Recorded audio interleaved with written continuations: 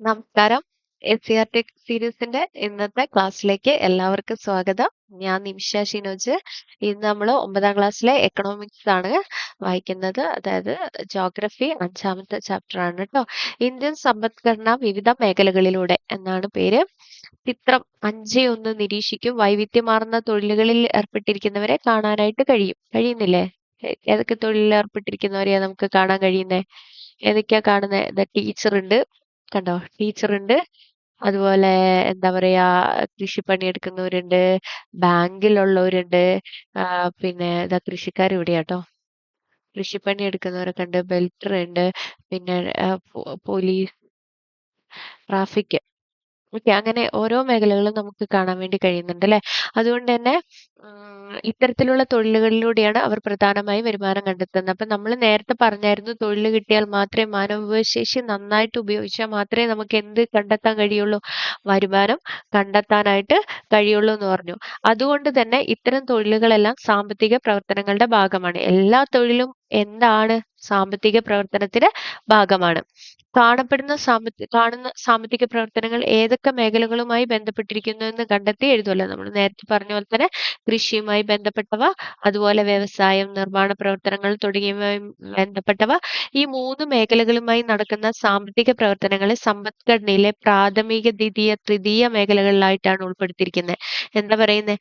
നമ്മളിപ്പോ നേരത്തെ കണ്ട ഓരോ തൊഴിൽ മേഖലകളും ഉണ്ടല്ലോ, അത് ഓരോ മേഖലകളിലായിട്ടാണ് ഉൾപ്പെടുത്തിയിരിക്കുന്നത്. അപ്പൊ നമ്മുടെ ഈ ഒരു സമ്പദ്ഘടനയെ എത്രയായിട്ട്, സാമ്പത്തിക പ്രവർത്തനങ്ങളെ എത്രയായിട്ട് തരംതിരിക്കുന്നുണ്ട്? 3ആയിട്ട് തരംതിരിക്കുന്നുണ്ട്. ഏതൊക്കെയാണ്? പ്രാഥമിക മേഖല, ദ്വിതീയ മേഖല, തൃതീയ മേഖല. ഏതൊക്കെയാണ്? പ്രാഥമിക മേഖല, ദ്വിതീയ മേഖല, തൃതീയ മേഖല. നമ്മൾ ആദ്യമായിട്ട് കാണുന്നത് പ്രാഥമിക മേഖലയെ കുറിച്ചിട്ടാണ് കേട്ടോ. ആദ്യമായിട്ട് കാണുന്ന ഏതാണ്? പ്രാഥമിക മേഖല, അല്ലെങ്കിൽ പ്രൈമറി സെക്ടർ, അല്ലെങ്കിൽ ഏതാണ്? Primary sector. പ്രകൃതി വിഭവങ്ങളെ നേരിട്ട് ഉപയോഗപ്പെടുത്തുന്ന പ്രവർത്തനങ്ങൾ പ്രാഥമിക മേഖലയുടെ മുഖ്യ സവിശേഷതയാണ്. എന്താ പറയാ? പ്രകൃതിയിൽ നിന്ന് നേരിട്ട് കിട്ടുന്ന വിഭവങ്ങൾ ഉണ്ടല്ലോ, പ്രകൃതിയിൽ നിന്ന് നേരിട്ട് ഉപയോഗപ്പെടുത്തി നടത്തുന്ന പ്രവർത്തനങ്ങളെ പ്രാഥമിക മേഖലയുടെ മുഖ്യ സവിശേഷതയാണ്. എന്താ പറയുന്നത്? പ്രകൃതിയിൽ നിന്ന് നേരിട്ട് നമ്മൾ ഉപയോഗിക്കുന്ന പ്രവർത്തനങ്ങളാണ് എന്ത് എന്ന് പറയുന്നത്? പ്രാഥമിക മേഖല എന്ന് പറയുന്നത്. പ്രകൃതി വിഭവങ്ങളെ ആശ്രയിച്ചിട്ടുള്ളത് എന്തൊക്കെയായിരിക്കും? ആലോചിച്ച് നോക്കിയോ, എന്തൊക്കെയായിരിക്കും? ഒന്നാമതായിട്ട് കൃഷി. ഒന്നാമതായിട്ട് എന്താണ്? കൃഷി അല്ലെ? പ്രകൃതിയിൽ നിന്നുള്ള നേരിട്ടുള്ള പ്രവർത്തനം അല്ലെ. അതുപോലെ കന്നുകാലി വളർത്തൽ എന്താണ്? പ്രകൃതിയിൽ നിന്നാണ്. അടുത്തത് എന്താ? മത്സ്യബന്ധനം. ഇത് ഓർത്തിരിക്കണം കേട്ടോ, ഇമ്പോർട്ടന്റ് ആണ്. കൂട്ടത്തിൽ പെടാത്തത് ചോദിക്കാം. 1 2 ശരി, 2 3 തെറ്റ്, അങ്ങനെയൊക്കെ ചോദിക്കാം. ഇപ്പൊ തുടങ്ങിയവയെല്ലാം പ്രാഥമിക മേഖലയിലെ പ്രവർത്തനങ്ങൾക്ക് ചില ഉദാഹരണങ്ങളാണ്. അപ്പൊ ഇത്രയേ ഉള്ളൂ. പ്രാഥമിക മേഖല എന്ന് പറയുന്നത് എന്താണ്? പ്രകൃതിയിൽ നിന്ന് നേരിട്ട് ഉപയോഗപ്പെടുത്തുന്ന പ്രവർത്തനങ്ങളെയാണ് പറയുന്നത്. ഇനി ഈ പ്രകൃതി വിഭവങ്ങളെ ആശ്രയിച്ചിട്ടുള്ള കൃഷി, കന്നുകാലി വളർത്തല്, മത്സ്യബന്ധനം തുടങ്ങിയവയെല്ലാം പ്രാഥമിക മേഖലയിലെ പ്രവർത്തനങ്ങൾക്ക് ഉദാഹരണമാണ്. കൃഷിക്കും അനുബന്ധ പ്രവർത്തനങ്ങൾക്കും കൂടുതൽ പ്രാധാന്യം നൽകുന്നതിനാൽ പ്രാഥമിക മേഖലയെ നമ്മൾ എന്തെന്നും കൂടെ വിളിക്കുന്നു? കാർഷിക മേഖല എന്നും വിളിക്കുന്നു. അപ്പൊ പ്രാഥമിക മേഖലയുടെ മറ്റൊരു പേരെന്താണ്? കാർഷിക മേഖല. അപ്പൊ കൃഷിക്കും അനുബന്ധ പ്രവർത്തനങ്ങൾക്ക് കൂടുതൽ പ്രാധാന്യം നൽകുന്നതിനാൽ പ്രാഥമിക മേഖലയെ നമ്മൾ എങ്ങനെയും കൂടെ വിളിക്കുന്നുണ്ട്? കാർഷിക മേഖല എന്നും അറിയപ്പെടുന്നുണ്ട്. മനസ്സിലായില്ലേ? പ്രകൃതിയിൽ നിന്ന് നേരിട്ടായതുകൊണ്ടാണ് കേട്ടോ പ്രാഥമിക മേഖലയെ കാർഷിക മേഖല എന്ന് വിളിക്കുന്നത്.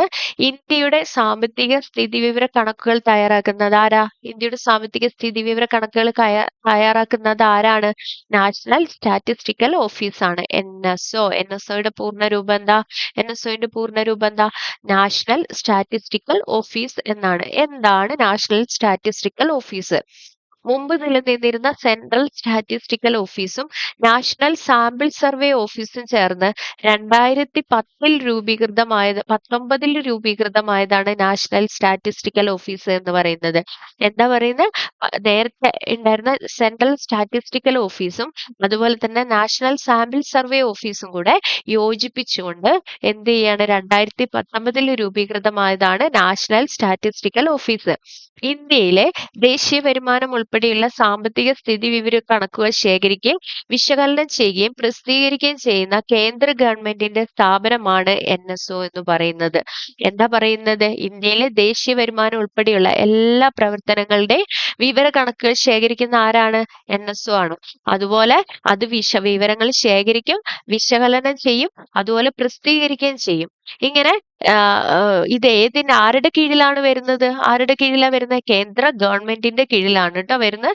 സാമ്പത്തിക നയങ്ങൾ രൂപീകരിക്കുന്നതിനും സർക്കാർ പദ്ധതികൾ ആസൂത്രണം ചെയ്യുന്നതിനും സാമ്പത്തിക വളർച്ച നിരീക്ഷിക്കുന്നതിനും NSO നൽകുന്ന വിവരങ്ങൾ അടിസ്ഥാനമാക്കുന്നു. അപ്പൊ നമ്മുടെ ഒരു വർഷം നമ്മള് സാമ്പത്തികമായി വളർച്ച ഇണ്ടോ? അതോ താഴേക്കാണോ പോകുന്നത്? നമ്മളുടെ ഏത് രീതിയിലൊക്കെ സർക്കാരിന്റെ പദ്ധതികളൊക്കെ ആസൂത്രണം ചെയ്യണം, സാമ്പത്തിക വളർച്ച എങ്ങനെയൊക്കെ നിരീക്ഷിക്കാം, ഈ കാര്യങ്ങളൊക്കെ നമ്മൾ എന്തിനെ അടിസ്ഥാനപ്പെടുത്തിയിട്ടാ ചെയ്യുന്നത്? നാഷണൽ സ്റ്റാറ്റിസ്റ്റിക്കൽ ഓഫീസിന്റെ വിവര ശേഖരണത്തിലൂടെയാണ് നമ്മൾ കണ്ടെത്തുന്നത്. ഇന്ത്യയുടെ സാമ്പത്തിക സ്ഥിതി വിവര കണക്കുകൾ തയ്യാറാക്കുന്ന നാഷണൽ സ്റ്റാറ്റിസ്റ്റിക്കൽ ഓഫീസ് സമ്പദ് ഘടനയിലെ ഓരോ മേഖലയിൽ ഉൾപ്പെടുന്ന സാമ്പത്തിക പ്രവർത്തനങ്ങൾ ഏതൊക്കെയാണെന്ന് സൂചിപ്പിക്കുന്നുണ്ട്. അപ്പൊ നാഷണൽ സ്റ്റാറ്റിസ്റ്റിക്കൽ ഓഫീസ് ആണ് എന്ത് തീരുമാനിക്കുന്ന ഓരോ മേഖലയിൽ ഉൾപ്പെടുന്ന സാമ്പത്തിക പ്രവർത്തനങ്ങൾ ഏതൊക്കെയാണെന്ന് പറയുന്നത്. ഇനി ഇവിടെ വിവിധ സാമ്പത്തിക പ്രവർത്തനങ്ങൾ തന്നിട്ടുണ്ട്.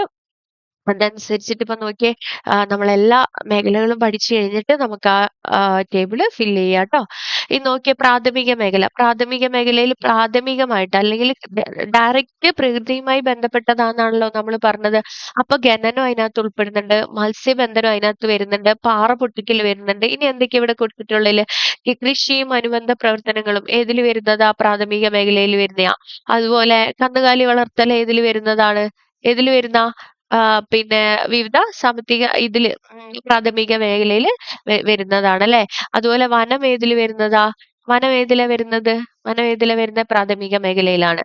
ഇനി എന്താണ് ദ്വിതീയ മേഖല? അപ്പൊ ഇത്രയും നേരം നമ്മൾ കണ്ടത് എന്താണ്? എന്താ? പ്രാഥമിക മേഖലയെ കുറിച്ചിട്ടാണ്. ഇനി എന്താണ് ദ്വിതീയ മേഖല? വ്യവസായം, നിർമ്മാണം എന്നിവയുമായി ബന്ധപ്പെട്ട സാമ്പത്തിക പ്രവർത്തനങ്ങൾ ഈ മേഖലയിൽ ഉൾപ്പെടുന്നു. അപ്പൊ ദ്വിതീയ മേഖല എന്ന് പറയുന്നത്, നമുക്ക് പ്രാഥമിക മേഖലയിൽ നിന്ന് കുറേ സാധനങ്ങൾ, അസംസ്കൃത വസ്തുക്കളൊക്കെ കിട്ടുന്നുണ്ട് ല്ലേ? ഇത് എല്ലാം ഉപയോഗിച്ചുകൊണ്ട് രണ്ടാമത്തെ ഘട്ടമായിട്ട് നമ്മൾ എന്ത് ചെയ്യാണ്? വ്യവസായം, നിർമ്മാണം എന്നിവയുമായി ബന്ധപ്പെട്ട് സാമ്പത്തിക പ്രവർത്തനങ്ങൾ ഈ മേഖലയിൽ നമ്മൾ നടത്തുന്നുണ്ട്. പ്രാഥമിക മേഖലയിലെ ഉൽപ്പന്നങ്ങൾ അസംസ്കൃത വസ്തുക്കളായി ഉപയോഗിച്ചുകൊണ്ട് പുതിയ ഉൽപ്പന്നങ്ങൾ നിർമ്മിക്കുന്ന പ്രവർത്തനങ്ങൾ നടക്കുന്നത് എവിടെയാണ്? ദ്വിതീയ മേഖലയിലാണ്. മനസ്സിലായില്ലേ? എടാ ഇപ്പൊ നമുക്ക് പരുത്തി കിട്ടി. പരുത്തി അത് ഏതിൽ വരുന്നതാണ്? പ്രാഥമിക മേഖലയിൽ വരുന്നതാണ് അല്ലെ. അത് പിന്നീട് ഒരു തുണിത്തരമായി മാറ്റുക എന്നുള്ളത് ആരുടെ കടമയാണ്? ദ്വിതീയ മേഖലയിൽ ഉൾപ്പെടുന്നതാണ്, നിർമ്മാണ പ്രവർത്തനമാണ് അല്ലെ.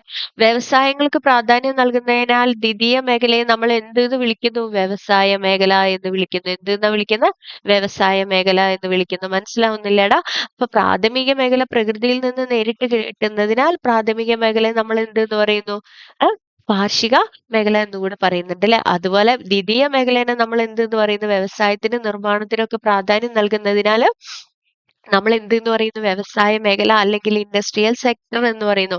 ദേ ഇവിടെയും നമുക്ക് ദ്വിതീയ മേഖല തന്നിട്ടുണ്ട്. ദ്വിതീയ മേഖലയിൽ ഉൾപ്പെടുന്നത് ഏതൊക്കെയാണ്? നോക്കിക്കേ, ഏതൊക്കെയാ? നിർമ്മാണ പ്രവർത്തനങ്ങള്. പണ്ട് PSC എക്സാമിന് ചോദിച്ചിട്ടുണ്ട് ട്ടോ. മൺപാത്ര നിർമ്മാണം ഏത് മേഖലയിൽ ഉൾപ്പെടുന്നു? അത് ഏതിലാവും? നിർമ്മാണ പ്രവർത്തനം അല്ലേടാ. അപ്പൊ അത് നമ്മൾ മൺപാത്രം എന്നോർക്കുമ്പോൾ മണ്ണിൽ നിന്ന് നേരിട്ടല്ലേ എന്ന് വിചാരിക്കും. പക്ഷേ നമ്മൾ ദ്വിതീയ മേഖലയിലാണ് നിർമ്മാണ പ്രവർത്തനം വരുന്നത്. അപ്പൊ ഏതാണ്? നിർമ്മാണ പ്രവർത്തനങ്ങൾ ഏതിലാ വരുന്നത്? ഏതിലാ വരുന്നത്? വ്യവസായ മേഖലയിൽ. അതുപോലെ വ്യവസായ മേഖല ദ്വിതീയ മേഖലയിലാണ്.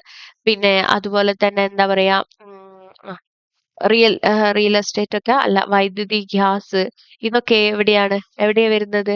ദ്വിതീയ മേഖലയിൽ ആണ്. ഇനി എന്താണ് തൃതീയ മേഖല? തൃതീയ മേഖല ഇതിലാ വരുന്നത്? തൃതീയ മേഖല ഇതിലാ വരുന്നത്? തൃതീയ മേഖലയിൽ എന്തൊക്കെ കാര്യങ്ങളാ വരുന്നത് എന്നാ പറയുന്നത്? പ്രാഥമിക ദ്വിതീയ മേഖലയിലെ ഉൽപ്പന്നങ്ങൾ സംഭരിക്കുക, വിപണനം ചെയ്യുക തുടങ്ങിയ എല്ലാ സാമ്പത്തിക പ്രവർത്തനങ്ങളെയും കാര്യക്ഷമമാക്കുന്നത് തൃതീയ മേഖലയിലെ വിവിധ പ്രവർത്തനങ്ങളിലൂടെയാണ്. എന്താ പറയുന്നത്? പ്രാഥമിക മേഖലയിൽ നിന്ന് കിട്ടിയ അസംസ്കൃത വസ്തുക്കൾ ഉപയോഗിച്ച് നമ്മൾ എന്ത് ചെയ്യും? ദ്വിതീയ മേഖലയിൽ നിർമ്മാണ പ്രവർത്തനങ്ങൾ ചെയ്യും. ഈ ദ്വിതീയ മേഖലകളിലെ ഉൽപ്പന്നങ്ങൾ സംഭരിച്ച് വിപണനം നടത്തുക എന്നുള്ളത് ആരുടെ കടമയാണ്? തൃതീയ മേഖലയിലാണ്. ഈ വിപണനം നടത്തുന്നത് ആരാ ചെയ്യുന്നത്? തൃതീയ മേഖലയിലുള്ളവരാണ്. അപ്പം വിപണനം ചെയ്യുക എന്ന എല്ലാ സാമ്പത്തിക പ്രവർത്തനങ്ങളെയും കാര്യക്ഷമമാക്കുന്ന തൃതീയ മേഖലയിലെ വിവിധ പ്രവർത്തനങ്ങളിലൂടെയാണ്. നോക്കിയേ, ആരോഗ്യം. ആരോഗ്യം ഏതിലാ വരുന്നത്? തൃതീയ മേഖലയിൽ. വിദ്യാഭ്യാസം ഏതിലാ വരുന്നത്? തൃതീയ മേഖലയിൽ. ഇതെല്ലാം ഏതിലാ വരുന്നത്? തൃതീയ മേഖലയിൽ. അതിനാൽ തൃതീയ മേഖല സേവന മേഖല എന്ന് കൂടി അറിയപ്പെടുന്നു. അപ്പൊ സേവനങ്ങൾ കൊടുക്കുന്ന മേഖലയാണ് ഏത് എന്ന് പറയുന്നത്? തൃതീയ മേഖല എന്ന് പറയുന്നത്. അതുകൊണ്ടാണ് തൃതീയ മേഖല എന്ത് എന്ന് പറയുന്നത്? സേവന മേഖല എന്ന് പറയുന്നത്. ഇനി ഈ തൃതീയ മേഖലയിലെ ഫ്ലോ ചാർട്ട് ഇവിടെ തന്നിരിക്കുന്നുണ്ടോ? തൃതീയ മേഖലയിൽ എന്തൊക്കെയാ വരുന്നത്? ഗതാഗതം വരുന്നുണ്ട്, വാർത്താവിനിമയം വരുന്നുണ്ട്, വ്യാപാരവും വാണിജ്യവും വരുന്നുണ്ട്. അതുപോലെ എന്തൊക്കെയാ വരുന്നത്? ഹോട്ടലുകള്, റെസ്റ്റോറന്റുകളൊക്കെ ഏതിലാ വരുന്നത്? ഏതിലാ വരുന്ന? സേവന മേഖലയിലാ. ബാങ്കിങ്, ഇൻഷുറൻസ് ഏതിലാ വരുന്ന? സേവന മേഖലയിലാ. അതുപോലെ വിദ്യാഭ്യാസം ഏതിലാ വരുന്നത്? സേവന മേഖലയിലാ. ആരോഗ്യം ഏതിലാ വരുന്നത്? ആരോഗ്യം ഏതിലാണ് വരുന്നത്? ആരോഗ്യം വരുന്നതും സേവന മേഖലയിലാണ്. മനസ്സിലായില്ലേ? ഇനി വിവിധ സാമ്പത്തിക പ്രവർത്തനങ്ങൾ പ്രാഥമിക, ദ്വിതീയ, തൃതീയ മേഖലകളിലായി ക്രമീകരിക്കപ്പെട്ടിരിക്കുന്നത് നാം കണ്ടെത്തിയല്ലോ. രാജ്യത്ത് സാമ്പത്തിക വളർച്ച ഉണ്ടാക്കുന്ന ഈ മേഖലകൾ പരസ്പരം ബന്ധപ്പെട്ട് കിടക്കുന്ന നമുക്ക് മനസ്സിലായില്ലേ? പരസ്പരം 3 മേഖലകളും തമ്മിൽ എന്തുണ്ട്? പരസ്പരം ബന്ധപ്പെട്ട് കിടക്കുന്നുണ്ട്. ഒരു ഉദാഹരണം നോക്കാം. കാർഷിക മേഖലയിലെ കരിമ്പ് ഉൽപാദനം വർദ്ധിപ്പിക്കാൻ മറ്റ് 2 മേഖലകളും എങ്ങനെയെല്ലാം സഹായിക്കുന്നു? എങ്ങനെയെല്ലാം കരിമ്പ് ഉൽപാദനം വർദ്ധിപ്പിക്കാൻ വേണ്ടി ദ്വിതീയ മേഖലയിൽ നിന്ന് നമുക്ക് എന്തൊക്കെ വേണം? യന്ത്രങ്ങൾ വേണം അല്ലെ? വേഗത്തിലാക്കാൻ വേണ്ടി യന്ത്രങ്ങൾ വേണം. അതുപോലെ നല്ല വളങ്ങളൊക്കെ വേണം. വേണ്ടേ? അപ്പൊ ഈ വാഹന അപ്പൊ എന്താണ് വേഗത്തില് ദ്വിതീയ മേഖലയിൽ നിന്ന് നമുക്ക് സ്വീകരിക്കാവുന്നതാണ് യന്ത്ര സാമഗ്രികള്, വളങ്ങളൊക്കെ. എന്നാൽ തൃതീയ മേഖലയിൽ നിന്നാണെങ്കിലോ ഗതാഗത സൗകര്യം വേണം. അതുപോലെ സാമ്പത്തിക സഹായങ്ങൾ വേണം. വേണ്ടേ? അപ്പൊ ഇതൊക്കെ ലഭിച്ചാൽ മാത്രമേ നമുക്ക് എന്ത് ചെയ്യാൻ പറ്റുള്ളൂ? ഉൽപാദനം വർദ്ധിപ്പിക്കാനായിട്ട് കഴിയുള്ളൂ. അപ്പം എന്താ പറയുന്നത്? പ്രാഥമിക മേഖലയും ദ്വിതീയ മേഖലയും തൃതീയ മേഖലയും പരസ്പരം ബന്ധപ്പെട്ട് കിടക്കുന്നു എന്നുള്ളതാണ്. ഇങ്ങനെ എല്ലാ പ്രവർത്തനങ്ങളും പരസ്പര ആശ്രയത്തിലാണ് ഉൽപാദന പ്രക്രിയ സാധ്യമാക്കുന്നത്. വിവിധ മേഖലകളുടെ പരസ്പരാശ്രയത്വം ചുവടെ നൽകിയിരിക്കുന്ന ചിത്രം വിശകലനം ചെയ്യുക. എന്താ പറയുന്നത്?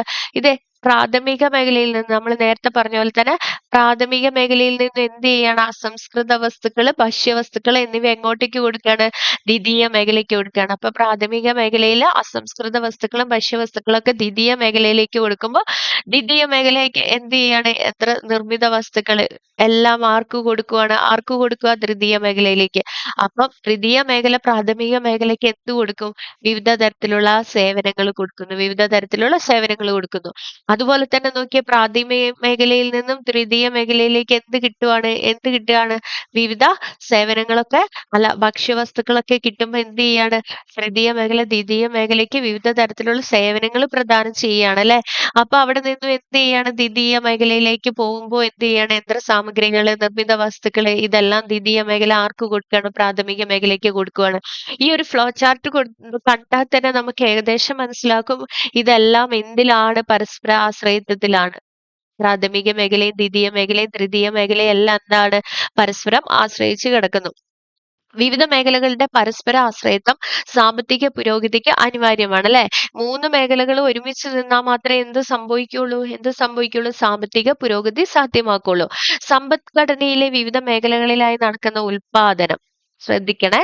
ഉൽപാദനം, അതുപോലെ തന്നെ വിതരണം, ഉപഭോഗം തുടങ്ങിയവ ഒരു രാജ്യത്തിന്റെ സാമ്പത്തിക പ്രവർത്തനങ്ങൾ എന്ന് അറിയപ്പെടുന്നു. എന്തൊക്കെയാണ് ഒരു രാജ്യത്തിന്റെ സാമ്പത്തിക പ്രവർത്തനങ്ങൾ എന്ന് പറയുന്നത്? വിവിധ മേഖലകളിലായി നടക്കുന്ന ഉൽപാദനം, വിതരണം, ഉപഭോഗം. ഉൽപ്പാദിപ്പിക്കണം, അത് വിതരണം ചെയ്യണം, അത് ഉപയോഗിക്കണം. എന്നാൽ മാത്രമേ എന്ത് നടക്കുള്ളൂ? എന്ത് നടക്കുള്ളൂ?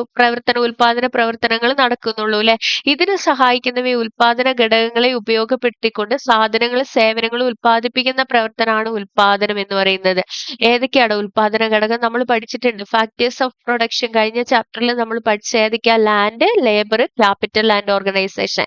ഏതൊക്കെയാ? ലാൻഡ് ഭൂമി, അതുപോലെ ലേബർ എന്ന് പറഞ്ഞാൽ എന്താ? തൊഴിലാളി. ക്യാപിറ്റൽ എന്ന് പറഞ്ഞാൽ മൂലധനം. ഓർഗനൈസർ എന്ന് പറഞ്ഞാലോ? സംഘാടനം അല്ലെ? അപ്പൊ ഈ 4 ഫാക്ടേഴ്സ് ഓഫ് പ്രൊഡക്ഷനെ ഉപയോഗപ്പെടുത്തിക്കൊണ്ട് സാധനങ്ങൾ സേവനങ്ങൾ ഉൽപ്പാദിപ്പിക്കുന്ന പ്രവർത്തനമാണ് എന്തെന്ന് പറയുന്നത്? ഉൽപാദനം. ഇത് 4ഉം ഉപയോഗപ്പെടുത്തിയാൽ മാത്രമേ എന്തുണ്ടാവുള്ളൂ? നല്ലൊരു പ്രൊഡക്ഷൻ അവിടെ സാധ്യമാകുകയുള്ളൂ. ഇനി ഉൽപാദനത്തിലൂടെ ലഭിക്കുന്ന ഉൽപ്പന്നമോ വരുമാനമോ വ്യക്തികൾക്കിടയിലോ ഉൽപാദന ഘടകങ്ങൾക്കിടയിലോ കൈമാറ്റം ചെയ്യപ്പെടുന്ന പ്രക്രിയയാണ് വിതരണം എന്ന് പറയുന്നത്. അതായത് നമ്മൾ ഇവിടെ നിന്നും എന്ത് ചെയ്യാണ്? നമ്മുടെ ഫാക്ടേഴ്സ് ഓഫ് പ്രൊഡക്ഷൻ ഉപയോഗപ്പെടുത്തിക്കൊണ്ട് സാധനങ്ങളും സേവനങ്ങളൊക്കെ ഉൽപ്പാദിപ്പിച്ചു അല്ലെ? ഈ ഉൽപാദനത്തിലൂടെ ലഭിക്കുന്ന ഉൽപ്പന്നം അല്ലെങ്കിൽ അതിൽ നിന്ന് കിട്ടുന്ന വരുമാനം നമ്മൾ എന്ത് ചെയ്യണം? അത് മറ്റുള്ളവർക്ക് കൊടുക്കണം, കൈമാറ്റം ചെയ്യണം. എന്നാൽ മാത്രമേ അവിടെ എന്ത് നടക്കുള്ളൂ? വിതരണം നടക്കുള്ളൂ. ഇനി ഇങ്ങനെ വിതരണം ചെയ്യപ്പെടുന്ന വരുമാനത്തിന്റെ ഒരു വിഹിതം ഉപഭോക്താവ് സാധനങ്ങളും സേവനങ്ങളും വാങ്ങുന്നതിനായി വിനിയോഗിക്കുകയും മിച്ചം വരുന്നത് കരുതൽ ധനമായി, അതായത് അവരുടെ സേവിംഗ് ആയി മാറ്റിവെക്കുകയും ചെയ്യുന്നു. ആവശ്യങ്ങളും ആഗ്രഹങ്ങളും തൃപ്തിപ്പെടുത്താൻ വിഭവങ്ങൾ ഉപയോഗിക്കുന്ന പ്രവർത്തനമാണ് ഉപഭോഗം എന്ന് പറയുന്നത്. കൺസപ്ഷൻ അല്ലെ? അപ്പൊ നമ്മൾ എന്ത് ചെയ്യണം? ആദ്യം ഉൽപ്പാദിപ്പിക്കുകയാണ്, അതിനുശേഷം അത് വിതരണം ചെയ്യാണ്. ഇങ്ങനെ വിതരണം ചെയ്യുമ്പോ അയാൾക്ക് അതിൽ നിന്ന് കിട്ടുന്ന ഒരു പ്രോഫിറ്റ് ഉണ്ടാവുമല്ലോ, ഒരു ലാഭം ഉണ്ടാവുമല്ലോ. അപ്പൊ അയാള് സാധനങ്ങളൊക്കെ വാങ്ങി ഇനിയും ഉൽപാദനം നടത്തുന്നതിന് വേണ്ടിയിട്ടുള്ള സാധനങ്ങളൊക്കെ വാങ്ങിയതിന് ശേഷം മിച്ചം ഒരു എമൗണ്ട് അയാളുടെ കയ്യിൽ ഉണ്ടാവുമല്ലോ. ഇതിനാണ് എന്തെന്ന് പറയുന്നത്? സേവിങ് അല്ലെങ്കിൽ സമ്പാദ്യം എന്ന് പറയുന്നത്. ഇങ്ങനെ ആവശ്യങ്ങളും ആഗ്രഹങ്ങളും ഒക്കെ തൃപ്തിപ്പെടുത്താൻ വേണ്ടി വിഭവങ്ങൾ ഉപയോഗിക്കുന്ന പ്രവർത്തനങ്ങളെ എന്ത് എന്ന് പറയുന്നു? ഉപഭോഗം. നമ്മള് നമ്മുടെ ഒരു ആഗ്രഹം സാധിക്കുന്നതിന് വേണ്ടിയിട്ട് ഇപ്പൊ നല്ലൊരു ഡ്രസ്സ് എടുക്കുക അല്ലെ, അത് വേണ്ട രീതിയിൽ ഉപയോഗിക്കുക. അപ്പൊ നമ്മൾ എന്താണ്, നമ്മുടെ ആവശ്യമാണ് ഡ്രസ്സ് ഉപയോഗിക്കുക എന്നുള്ള, അതുപോലെ നമ്മുടെ ആഗ്രഹത്തെ തൃപ്തിപ്പെടുത്താനും നമുക്ക് എന്ത് വേണം? ആ വിഭവം ഉപയോഗിക്കണം അല്ലെ. ഇതിനെയാണ് എന്തെന്ന് പറയുന്നത്? കൺസംഷൻ എന്ന് പറയുന്നത്. ഇത്തരത്തിൽ സാമ്പത്തിക പ്രവർത്തനങ്ങളായ ഉൽപാദനം, വിതരണം, ഉപഭോഗം എന്നിവ ത്വരിതപ്പെടുത്തുമ്പോഴാണ് സമ്പദ് വ്യവസ്ഥ പുരോഗതി. ഇവരും ഈ പറയുന്ന പോലെ പരസ്പരം ബന്ധപ്പെട്ട് കിടക്കുകയാണ്. ഒരു സമ്പദ് വ്യവസ്ഥയിൽ ഉൽപാദനവും വിതരണവും ഉപഭോഗവും ഉണ്ടെങ്കിൽ മാത്രമേ അവിടെ എന്ത് ഉണ്ടാവുള്ളൂ? സമ്പദ് വ്യവസ്ഥയിൽ പുരോഗതി കൈവരിക്കുകയുള്ളൂ. ഇനി ഇങ്ങനെ സമ്പദ് വ്യവസ്ഥയില് പിന്നെ ഇതുപോലെയുള്ള കൈമാറ്റങ്ങളൊക്കെ നടക്കുമ്പോൾ, അല്ലെങ്കിൽ ഉൽപാദനവും വിതരണവും ഉപഭോഗവും ഉണ്ടാവുമ്പോൾ എന്ത് സംഭവിക്കുകയാണ്? സാമ്പത്തിക പുരോഗതി ഉണ്ടാവുക അല്ലെ. ഈ ഓരോ വ്യക്തിയുടെയും സാമ്പത്തിക പുരോഗതി എന്തിലേക്കാ പോകുന്നത്? ദേശീയ വരുമാനം, അതായത് രാജ്യത്തിന്റെ തന്നെ സാമ്പത്തിക വളർച്ചയ്ക്കാണല്ലേ പോകുന്നത്. അപ്പൊ നമുക്ക് നോക്കാം എന്താണ് നാഷണൽ ഇൻകം അല്ലെങ്കിൽ ദേശീയ വരുമാനം എന്ന്. സാമൂഹ്യ സാമ്പത്തിക സർവേയുടെ ഭാഗമായി നാം പലപ്പോഴും നമ്മുടെ കുടുംബത്തിന്റെ വാർഷിക വരുമാന കണക്കുകൾ ബന്ധപ്പെട്ട ഉദ്യോഗസ്ഥർക്ക് സമർപ്പിക്കാറുണ്ടല്ലോ. കുടുംബത്തിന്റെ വാർഷിക വരുമാനം എങ്ങനെയാണ് കണ്ടെത്തുന്നത്? ഒരു വർഷം കുടുംബത്തിലെ അംഗങ്ങൾക്ക് വിവിധ മാർഗങ്ങളിലൂടെ ശമ്പളം, മറ്റു തൊഴിലുകൾ, ആസ്തി, ബാങ്ക് നിക്ഷേപങ്ങൾ ഇങ്ങനെയുള്ള ലഭിക്കുന്ന മൊത്തം വരുമാനമാണ് ആ കുടുംബത്തിന്റെ വാർഷിക വരുമാനം എന്ന് പറയുന്നത്. എന്താ പറയുന്നത്? എല്ലാ രീതിയിലും ഒരു വർഷം ഒരു കുടുംബത്തിലെ അംഗങ്ങൾക്ക് ഏതൊക്കെ മാർഗങ്ങളിലൂടെ വരുമാനം ലഭിക്കുന്നുണ്ടോ അതിന്റെ ആ മൊത്ത വരുമാനത്തെയാണ് ആ കുടുംബത്തിന്റെ വാർഷിക വരുമാനം. ഒരു വർഷം കൊണ്ട് ആ വ്യക്തിക്ക് കിട്ടുന്ന മൊത്തം വരുമാനത്തെയാണ് ആ കുടുംബത്തിന്റെ വാർഷിക വരുമാനം എന്ന് പറയുന്നത്. അതുപോലെ തന്നെ ഒരു രാജ്യത്തിന് വിവിധ സാമ്പത്തിക പ്രവർത്തനങ്ങളിൽ നിന്ന് ലഭിക്കുന്ന ഒരു വർഷത്തെ ആകെ വരുമാനത്തെ ആ രാജ്യത്തിന്റെ വാർഷിക വരുമാനം എന്ന് പറയും. എന്താണ് പറയുന്നത്? ഒരു രാജ്യത്തിന് വിവിധ സാമ്പത്തിക പ്രവർത്തനങ്ങളിൽ നിന്ന്, നമ്മൾ നേരത്തെ പറഞ്ഞു 3 മേഖലകൾ, സാമ്പത്തിക മേഖലകൾ ഉണ്ട് ല്ലേ. ഈ 3 മേഖലകളിൽ നിന്ന് ലഭിക്കുന്ന ഒരു വർഷത്തെ ആകെ വരുമാനത്തെയാണ് ആ രാജ്യത്തിന്റെ വാർഷിക വരുമാനം എന്ന് പറയുന്നത്. മനസ്സിലാവുന്നില്ലേടാ? അപ്പൊ മൊത്തം സാമ്പത്തിക പ്രവർത്തനങ്ങളിൽ നിന്ന് ഒരു രാജ്യത്തിന് എന്ത് വരുമാനം ലഭിക്കുന്നു അതാണ് വാർഷിക വരുമാനം എന്ന് പറയുന്നത്. നോക്കിക്കോ, ഇത് ഇമ്പോർട്ടന്റ് ആണ് കേട്ടോ, പഠിക്കണം, നന്നായി നോക്കി വെക്കണം ഈ ഭാഗം. കാരണം എന്താന്ന് വെച്ചാൽ ഇത് എപ്പ വേണമെങ്കിലും നമ്മളോട് ചോദിക്കാവുന്നതാണ്. സിമ്പിളായി കിട്ടുന്ന മാർക്കാണ്. രാജ്യത്ത് ഒരു സാമ്പത്തിക വർഷം ഉൽപ്പാദിപ്പിക്കുന്ന എല്ലാ അന്തിമ സാധനങ്ങളുടെ സേവനങ്ങളുടെ പണമൂല്യമാണ് ആ രാജ്യത്തെ ദേശീയ വരുമാനം എന്ന് പറയുന്നത്. എന്താണ് പറയുന്നത്? എന്താണ് ഒരു രാജ്യത്തെ ദേശീയ വരുമാനം എന്ന് പറയുന്നത്? രാജ്യത്ത് ഒരു സാമ്പത്തിക വർഷം ഉൽപ്പാദിപ്പിക്കുന്ന എല്ലാ അന്തിമ സാധനങ്ങളുടെയും സേവനങ്ങളുടെയും പണമൂല്യമാണ് ആ രാജ്യത്തിന്റെ ദേശീയ വരുമാനം എന്ന് പറയുന്നത്. എല്ലാ അന്തിമ സാധനങ്ങളും ഒരു രാജ്യത്ത് ഒരു സാമ്പത്തിക വർഷം, എന്നാ സാമ്പത്തിക വർഷം ആരംഭിക്കുന്ന ഏപ്രിൽ 1 മുതൽ മാർച്ച് 31 വരെ അല്ലെ. ഈ കാലയളവിൽ ഉൽപ്പാദിപ്പിക്കുന്ന എല്ലാ അന്തിമ സാധനങ്ങളുടെയും സേവനങ്ങളുടെയും പണമൂല്യമാണ് എന്ത് എന്ന് പറയുന്നത്? ദേശീയ വരുമാനം എന്ന് പറയുന്നത്. ഇന്ത്യയിൽ ദേശീയ വരുമാനം കണക്കാക്കുന്ന എന്ന് മുതലാണ് നമ്മൾ പറഞ്ഞു? ഏപ്രിൽ 1 മുതൽ മാർച്ച് 31 വരെയാണ്. എപ്പം മുതലാ? ഏപ്രിൽ 1 മുതൽ മാർച്ച് 31 വരെ. രാജ്യത്ത് ഉൽപ്പാദിപ്പിക്കുന്ന ഉൽപ്പന്നങ്ങളിൽ നേരിട്ട് ഉപഭോഗ വസ്തുവായി ഉപയോഗിക്കുന്ന സാധനങ്ങളെ അന്തിമ സാധനങ്ങൾ എന്ന് പറയുന്നത്. എന്താ പറയാ? Final goods. അതായത് രാജ്യത്ത് ഉൽപ്പാദിപ്പിക്കുന്ന ഉൽപ്പന്നങ്ങളിൽ നിന്ന് നേരിട്ട് ഉപഭോഗ വസ്തുവായി ഉപയോഗിക്കുന്ന സാധനങ്ങളെയാണ് അന്തിമ സാധനങ്ങൾ എന്ന് പറയുന്നത്. അതായത് നമുക്ക് ലാസ്റ്റിൽ ഉപയോഗത്തിനായിട്ട് നമ്മുടെ കയ്യിലേക്ക് ഒരു സാധനം കിട്ടില്ലേടാ, അതാണ് എന്തെന്ന് പറയുന്നത്? അന്തിമ സാധനം എന്ന് പറയുന്നത്. ഇപ്പൊ നമുക്ക് ഉപയോഗിക്കുന്നതിന് വേണ്ടിയിട്ട് നമുക്കൊരു ഫോൺ നമ്മുടെ കയ്യിലേക്ക് കിട്ടാണ്. അത് നമുക്കിനി നേരിട്ട് ഉപയോഗിക്കാം. അതിന് വേറൊരു കാര്യവും ചെയ്യാനില്ല. അപ്പൊ അതിനെയാണ് എന്തെന്ന് പറയുന്നത്? ഫൈനൽ ഗുഡ്സ് അല്ലെങ്കിൽ അന്തിമ സാധനം എന്ന് പറയുന്നത്. കിട്ടിയോ? ഇതാണ് അന്തിമ സാധനം, ഫൈനൽ ഗുഡ്സ്. ടേംസ് ഒക്കെ ഓർത്തിരിക്കണം കേട്ടോ. ഫൈനൽ ഗുഡ്സ് എന്ന് പറയുന്നത്. അതുപോലെ അസംസ്കൃത വസ്തു. എന്താ അസംസ്കൃത വസ്തു എന്ന് പറയുന്നത്? നമ്മൾ നേരത്തെ പറഞ്ഞ പോലെ ഒരു ഉൽപ്പന്നം നിർമ്മിക്കുന്നതിന് വേണ്ടിയിട്ട് നമ്മൾ ഉപയോഗിക്കുന്നത്. ഇപ്പൊ പേപ്പർ നിർമ്മിക്കാൻ വേണ്ടിയിട്ട് നമ്മൾ ഏത് ചെടി ഉപയോഗിക്കുന്ന? മുളകളാണല്ലേ. അതുപോലെ അത് മുളയാണ് അവിടുത്തെ അസംസ്കൃത വസ്തു. അതുപോലെ അസംസ്കൃത വസ്തുവായി ഉപയോഗിക്കുന്ന സാധനത്തെ ഇടനില വസ്തു എന്ന് പറയുന്നത്. എന്താ പറയുന്നത്? ഇടനില വസ്തുക്കൾ അല്ലെങ്കിൽ ഇടനില സാധനങ്ങൾ അല്ലെങ്കിൽ ഇന്റർമീഡിയറ്റ് ഗുഡ്സ് എന്നറിയപ്പെടുന്നത്. എന്താ പറയുന്നത്? Intermediate goods. എന്താ ഇന്റർമീഡിയറ്റ് ഗുഡ്സ് എന്ന് പറയുന്നത്? അസംസ്കൃത വസ്തുവായി ഉപയോഗിക്കുന്ന സാധനങ്ങളെ ഇടനില വസ്തുക്കൾ അല്ലെങ്കിൽ ഇടനില സാധനങ്ങൾ അല്ലെങ്കിൽ ഇന്റർമീഡിയറ്റ് ഗുഡ്സ് എന്ന് പറയുന്നു. എന്താ അസംസ്കൃത വസ്തു എന്ന് പറഞ്ഞു? മറ്റൊരു ഉൽപ്പന്നം നിർമ്മിക്കുന്നതിനായി ഉപയോഗിക്കുന്ന ഉൽപ്പന്നത്തെയാണ് എന്ത് എന്ന് പറയുന്നത്? എന്ത് എന്ന് പറയുന്നത്? എന്തെന്നാ പറയുന്നത്? ഇന്റർമീഡിയറ്റ് ഗുഡ്സ് അല്ല അസംസ്കൃത വസ്തു എന്ന് പറയുന്നത്. കിട്ടിയില്ലേ? ഇനി എന്തിനാണ് ദേശീയ വരുമാനം നമ്മൾ കണക്കാക്കുന്നത്? എന്തിനാ ദേശീയ വരുമാനം കണക്കാക്കുന്നത്? പ്രാഥമിക, ദ്വിതീയ, തൃതീയ മേഖലകളിലൂടെ ഒരു രാജ്യത്തിന് ലഭിക്കുന്ന ആകെ വരുമാനം അഥവാ ദേശീയ വരുമാനം ആ രാജ്യത്തിന്റെ സാമ്പത്തിക സ്ഥിതി വിശദമാക്കുന്ന പ്രധാന സൂചകമാണ്. അപ്പൊ ദേശീയ വരുമാനം കണക്കാക്കുന്നതിന് പ്രധാനം എന്ന് പറയുന്നത് എന്താണ്? ഈ 3 മേഖലകളിൽ നിന്ന് നമുക്ക് ലഭിക്കുന്ന ആകെ വരുമാനം എത്രയാണെന്ന് കണ്ടുപിടിക്കണമെങ്കിൽ എന്ത് നമ്മൾ കണക്കാക്കണം? ദേശീയ വരുമാനം കണക്കാക്കണം. ഇങ്ങനെ ദേശീയ വരുമാനം കണക്കാക്കുന്നതിന്റെ പ്രാധാന്യം എന്തൊക്കെയാണെന്നാണ് പറയുന്നത്? ഒന്നാമതായിട്ട് എന്താണ് പറയുന്നത്? രാജ്യത്തിന്റെ സാമ്പത്തിക വളർച്ച മനസ്സിലാക്കുന്നതിന്. ഒന്നാമതായിട്ട് എന്താ പറയുന്നത്? രാജ്യത്തിന്റെ സാമ്പത്തിക വളർച്ച മനസ്സിലാക്കുന്നതിന്. അതുപോലെ വിവിധ മേഖലകളിലൂടെ സംഭാവന, ഇപ്പൊ പ്രാഥമിക മേഖലയിൽ നിന്ന് കിട്ടിയ പ്രാഥമിക മേഖലയിൽ ഉൾപ്പെടുന്ന ഘടകങ്ങൾ, അതുപോലെ ദ്വിതീയ മേഖലയിൽ, അതുപോലെ തൃതീയ മേഖലയിൽ, ഈ ഓരോ മേഖലകളും എത്രത്തോളം നമുക്ക് രാജ്യത്തിന് വേണ്ടി സംഭാവന ചെയ്യുന്നുണ്ട് എന്ന് മനസ്സിലാക്കാൻ. അതുപോലെ പദ്ധതികൾ ആസൂത്രണം ചെയ്യുന്നതിന് ചില മേഖലകളിലൊക്കെ ഇപ്പൊ നമ്മള് ഇപ്പൊ പറയ BPL അതുപോലെ നമ്മൾ ഗവൺമെന്റ് ഓരോ പദ്ധതികൾ നടപ്പിലാക്കുന്നുണ്ട് അല്ലെ? ഈ മേഖലകളൊക്കെ നടപ്പിലാക്കുന്നതിന് ഇപ്പം എഡ്യൂക്കേഷനിലാണെങ്കിൽ SSK എന്ന് പറഞ്ഞിട്ട് SS അല്ലെ, അവർക്ക് വിദ്യാഭ്യാസത്തിന് വേണ്ടി ഒരു പ്രൊജക്ട് നടപ്പിലാക്കുന്നത്. അപ്പൊ അതുപോലെ സർക്കാരിനെ സഹായിക്കുന്നതിന് വേണ്ടിയിട്ട് എത്രത്തോളമൊക്കെ രാജ്യത്തിന്റെ വരുമാനം മനസ്സിലാക്കണം എന്ന് അറിയുന്നതിന് വേണ്ടിയിട്ട് പദ്ധതികൾ ആസൂത്രണം ചെയ്യുന്നതാണ് എന്തിന്റെ അടിസ്ഥാനത്തില്? ദേശീയ വരുമാനം കണക്കാക്കുന്നത്. അതുപോലെ രാജ്യത്തിന്റെ സാമ്പത്തിക സ്ഥിതി താരതമ്യം ചെയ്യുന്നതിന്, രാജ്യത്തിന്റെ സാമ്പത്തിക സ്ഥിതി താരതമ്യം ചെയ്യുന്നതിന് എന്ത് വേണം? ദേശീയ വരുമാനം കണക്കാക്കുന്നതിന് വേണ്ടി കണക്കാക്കിയാൽ മാത്രമേ സാധിക്കൂ. അതുപോലെ രാജ്യത്തെ ജനങ്ങളുടെ വിവിധ തരത്തിലുള്ള നിക്ഷേപങ്ങളും ചെലവുകളും മനസ്സിലാക്കുന്നതിന്. എന്താ പറയുന്നത്? രാജ്യത്തെ ജനങ്ങളുടെ വിവിധ തരത്തിലുള്ള നിക്ഷേപങ്ങളും ചെലവുകളും മനസ്സിലാക്കുന്നതിന്. പിന്നീട് എന്താ പറയുന്നത്? സമ്പദ് വ്യവസ്ഥയുടെ ശക്തിയും ബലഹീനതയും, എന്തൊക്കെയോ തരത്തിലുള്ള പോരായ്മകൾ, ഒരു സ്ട്രെങ്തും ഉണ്ടാവും, ഒരു വീക്ക്നെസ്സും ഉണ്ടാവും അല്ലെ? അത് നമ്മൾ മനസ്സിലാക്കണമെങ്കിൽ എന്ത് വേണം? നമ്മുടെ ദേശീയ വരുമാനം കണക്കാക്കിയേ പറ്റുള്ളൂ. അപ്പൊ എന്തൊക്കെയാ നമ്മൾ പറഞ്ഞത്? ഒന്നാമതായിട്ട് എന്താ പറയുന്ന? രാജ്യത്തിന്റെ സാമ്പത്തിക വളർച്ച മനസ്സിലാക്കുന്നതിന്. രണ്ടാമതായിട്ട് എന്താ പറയുന്നത്? വിവിധ മേഖലകളുടെ സംഭാവനകൾ വിലയിരുത്തുന്നതിന്. മൂന്നാമതായിട്ട് എന്താ പറയുന്ന? പദ്ധതികൾ ആസൂത്രണം ചെയ്യുന്നതിനും നടപ്പിലാക്കുന്നതിനും സർക്കാരിനെ സഹായിക്കുന്നതിന്. നാലാമതായിട്ടോ രാജ്യങ്ങളുടെ സാമ്പത്തിക സ്ഥിതി താരതമ്യം ചെയ്യുന്നതിന്. 5 രാജ്യത്തെ ജനങ്ങളുടെ വിവിധ തരത്തിലുള്ള നിക്ഷേപങ്ങളും ചെലവുകളും മനസ്സിലാക്കുന്നതിന്. 6 സമ്പദ് വ്യവസ്ഥയുടെ ശക്തിയും ബലഹീനതയും മനസ്സിലാക്കുന്നതിന്. ഇനി ഏതൊക്കെ രീതിയിലാണ് നമ്മൾ ദേശീയ വരുമാനം കണക്കാക്കുന്നത് എന്നാ പറയുന്നത്? ദേശീയ വരുമാനം കണക്കാക്കുന്നതിന് ഉൽപാദന വരുമാനം, ചെലവാക്കൽ എന്നിവയെ അടിസ്ഥാനമാക്കി ചുവടെ നൽകിയിട്ടുള്ള 3 രീതികളാണ് അവലംബിക്കുന്നത്. അപ്പൊ എന്തൊക്കെയാ പറയുന്നത്?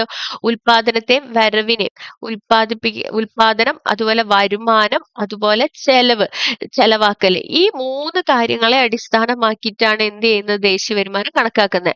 അപ്പൊ ഒന്നാമതായിട്ട് പറയുന്നത് എന്താണ്? ഉൽപ്പന്ന രീതി അല്ലെങ്കിൽ പ്രോഡക്റ്റ് മെത്തേഡ്. എന്താ പറയുന്നത്? ഉൽപ്പന്ന രീതി അല്ലെങ്കിൽ പ്രോഡക്റ്റ് മെത്തേഡ്. രണ്ടാമതായിട്ട് എന്താ? ഇൻകം മെത്തേഡ് അല്ലെ വരുമാന രീതി. എന്താ പറയുന്നത്? ഇൻകം മെത്തേഡ് അല്ലെങ്കിൽ വരുമാന രീതി. മൂന്നാമതായിട്ട് എന്താ പറയുന്നത്? ചെലവ് രീതി അല്ലെങ്കിൽ എക്സ്പെൻഡിച്ചർ മെത്തേഡ്. മൂന്നാമതായിട്ട് എന്താ പറയുന്നത്? ചെലവ് രീതി അല്ലെങ്കിൽ എക്സ്പെൻഡിച്ചർ മെത്തേഡ്. ഇനി എന്താണ് ഉൽപ്പന്ന രീതി അല്ലെങ്കിൽ പ്രൊഡക്റ്റ് മെത്തേഡ് എന്ന് പറയുന്നത്?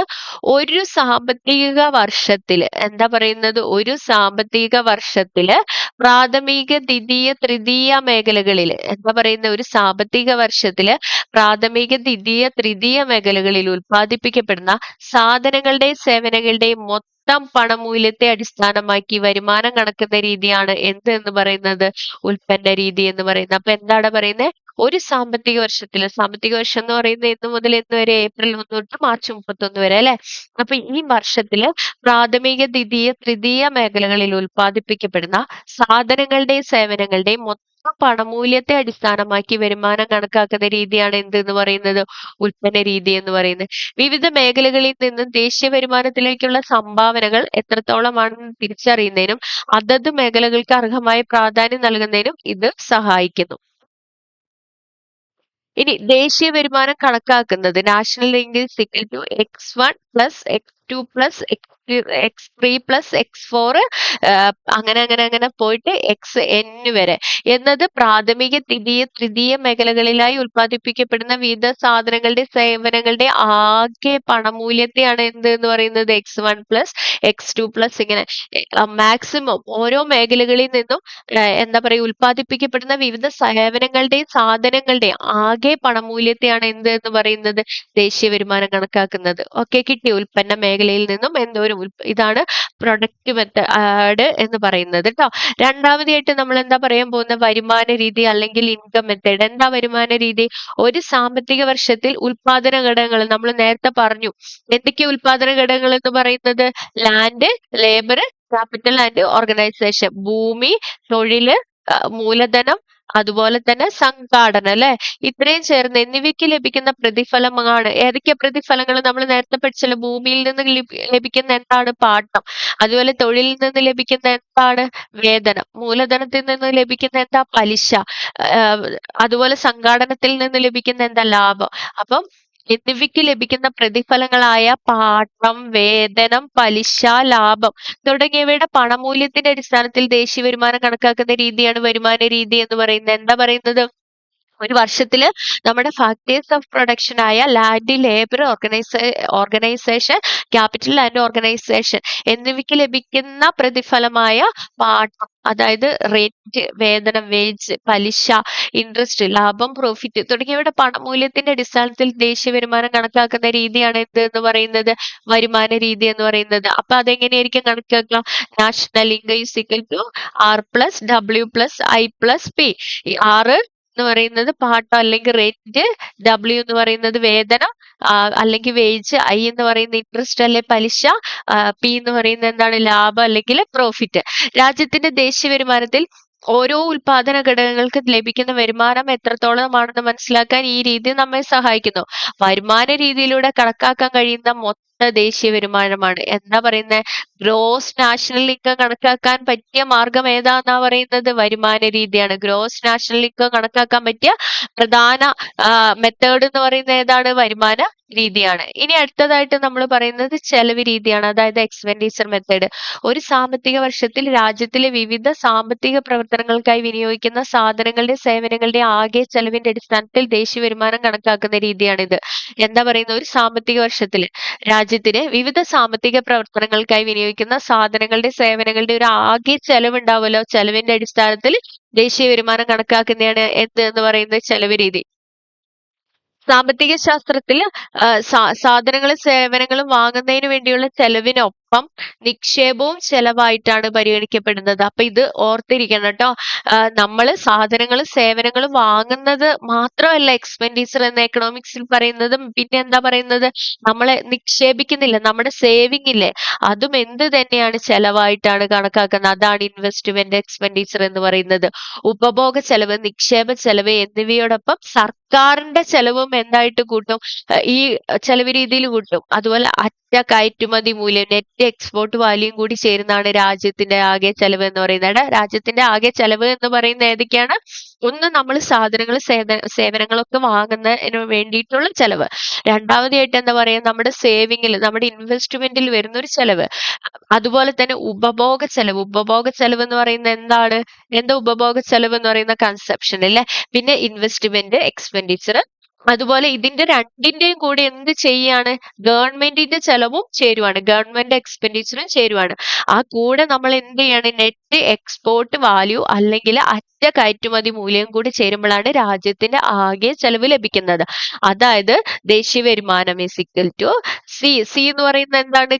കൺസപ്ഷൻ എക്സ്പെൻഡിച്ചർ ആണ് നമ്മൾ കണ്ടു അല്ലെ. I എന്ന് പറയുന്നത് എന്താ? Investment expenditure plus government expenditure plus ഈ എക്സ് മൈനസ് എം. എക്സ് എന്ന് പറയുന്നത് എന്താണ്? കയറ്റുമതി, എക്സ്പോർട്ട്. ഈ എം എന്ന് പറയുന്നത് എന്താ? ഇമ്പോർട്ട്. ഇത് തമ്മിലുള്ള വ്യത്യാസം കൂടെ ചേരുന്നതാണ് എന്തെന്ന് പറയുന്നത്? നെറ്റ് എക്സ്പോർട്ട് വാല്യൂ എന്ന് പറയുന്നത്. അതായത് എക്സ് മൈനസ് എം എന്ന് പറയുന്നതാണ് എന്ന് പറയുന്നതാണ് ഏത് എന്ന് പറയുന്നത്?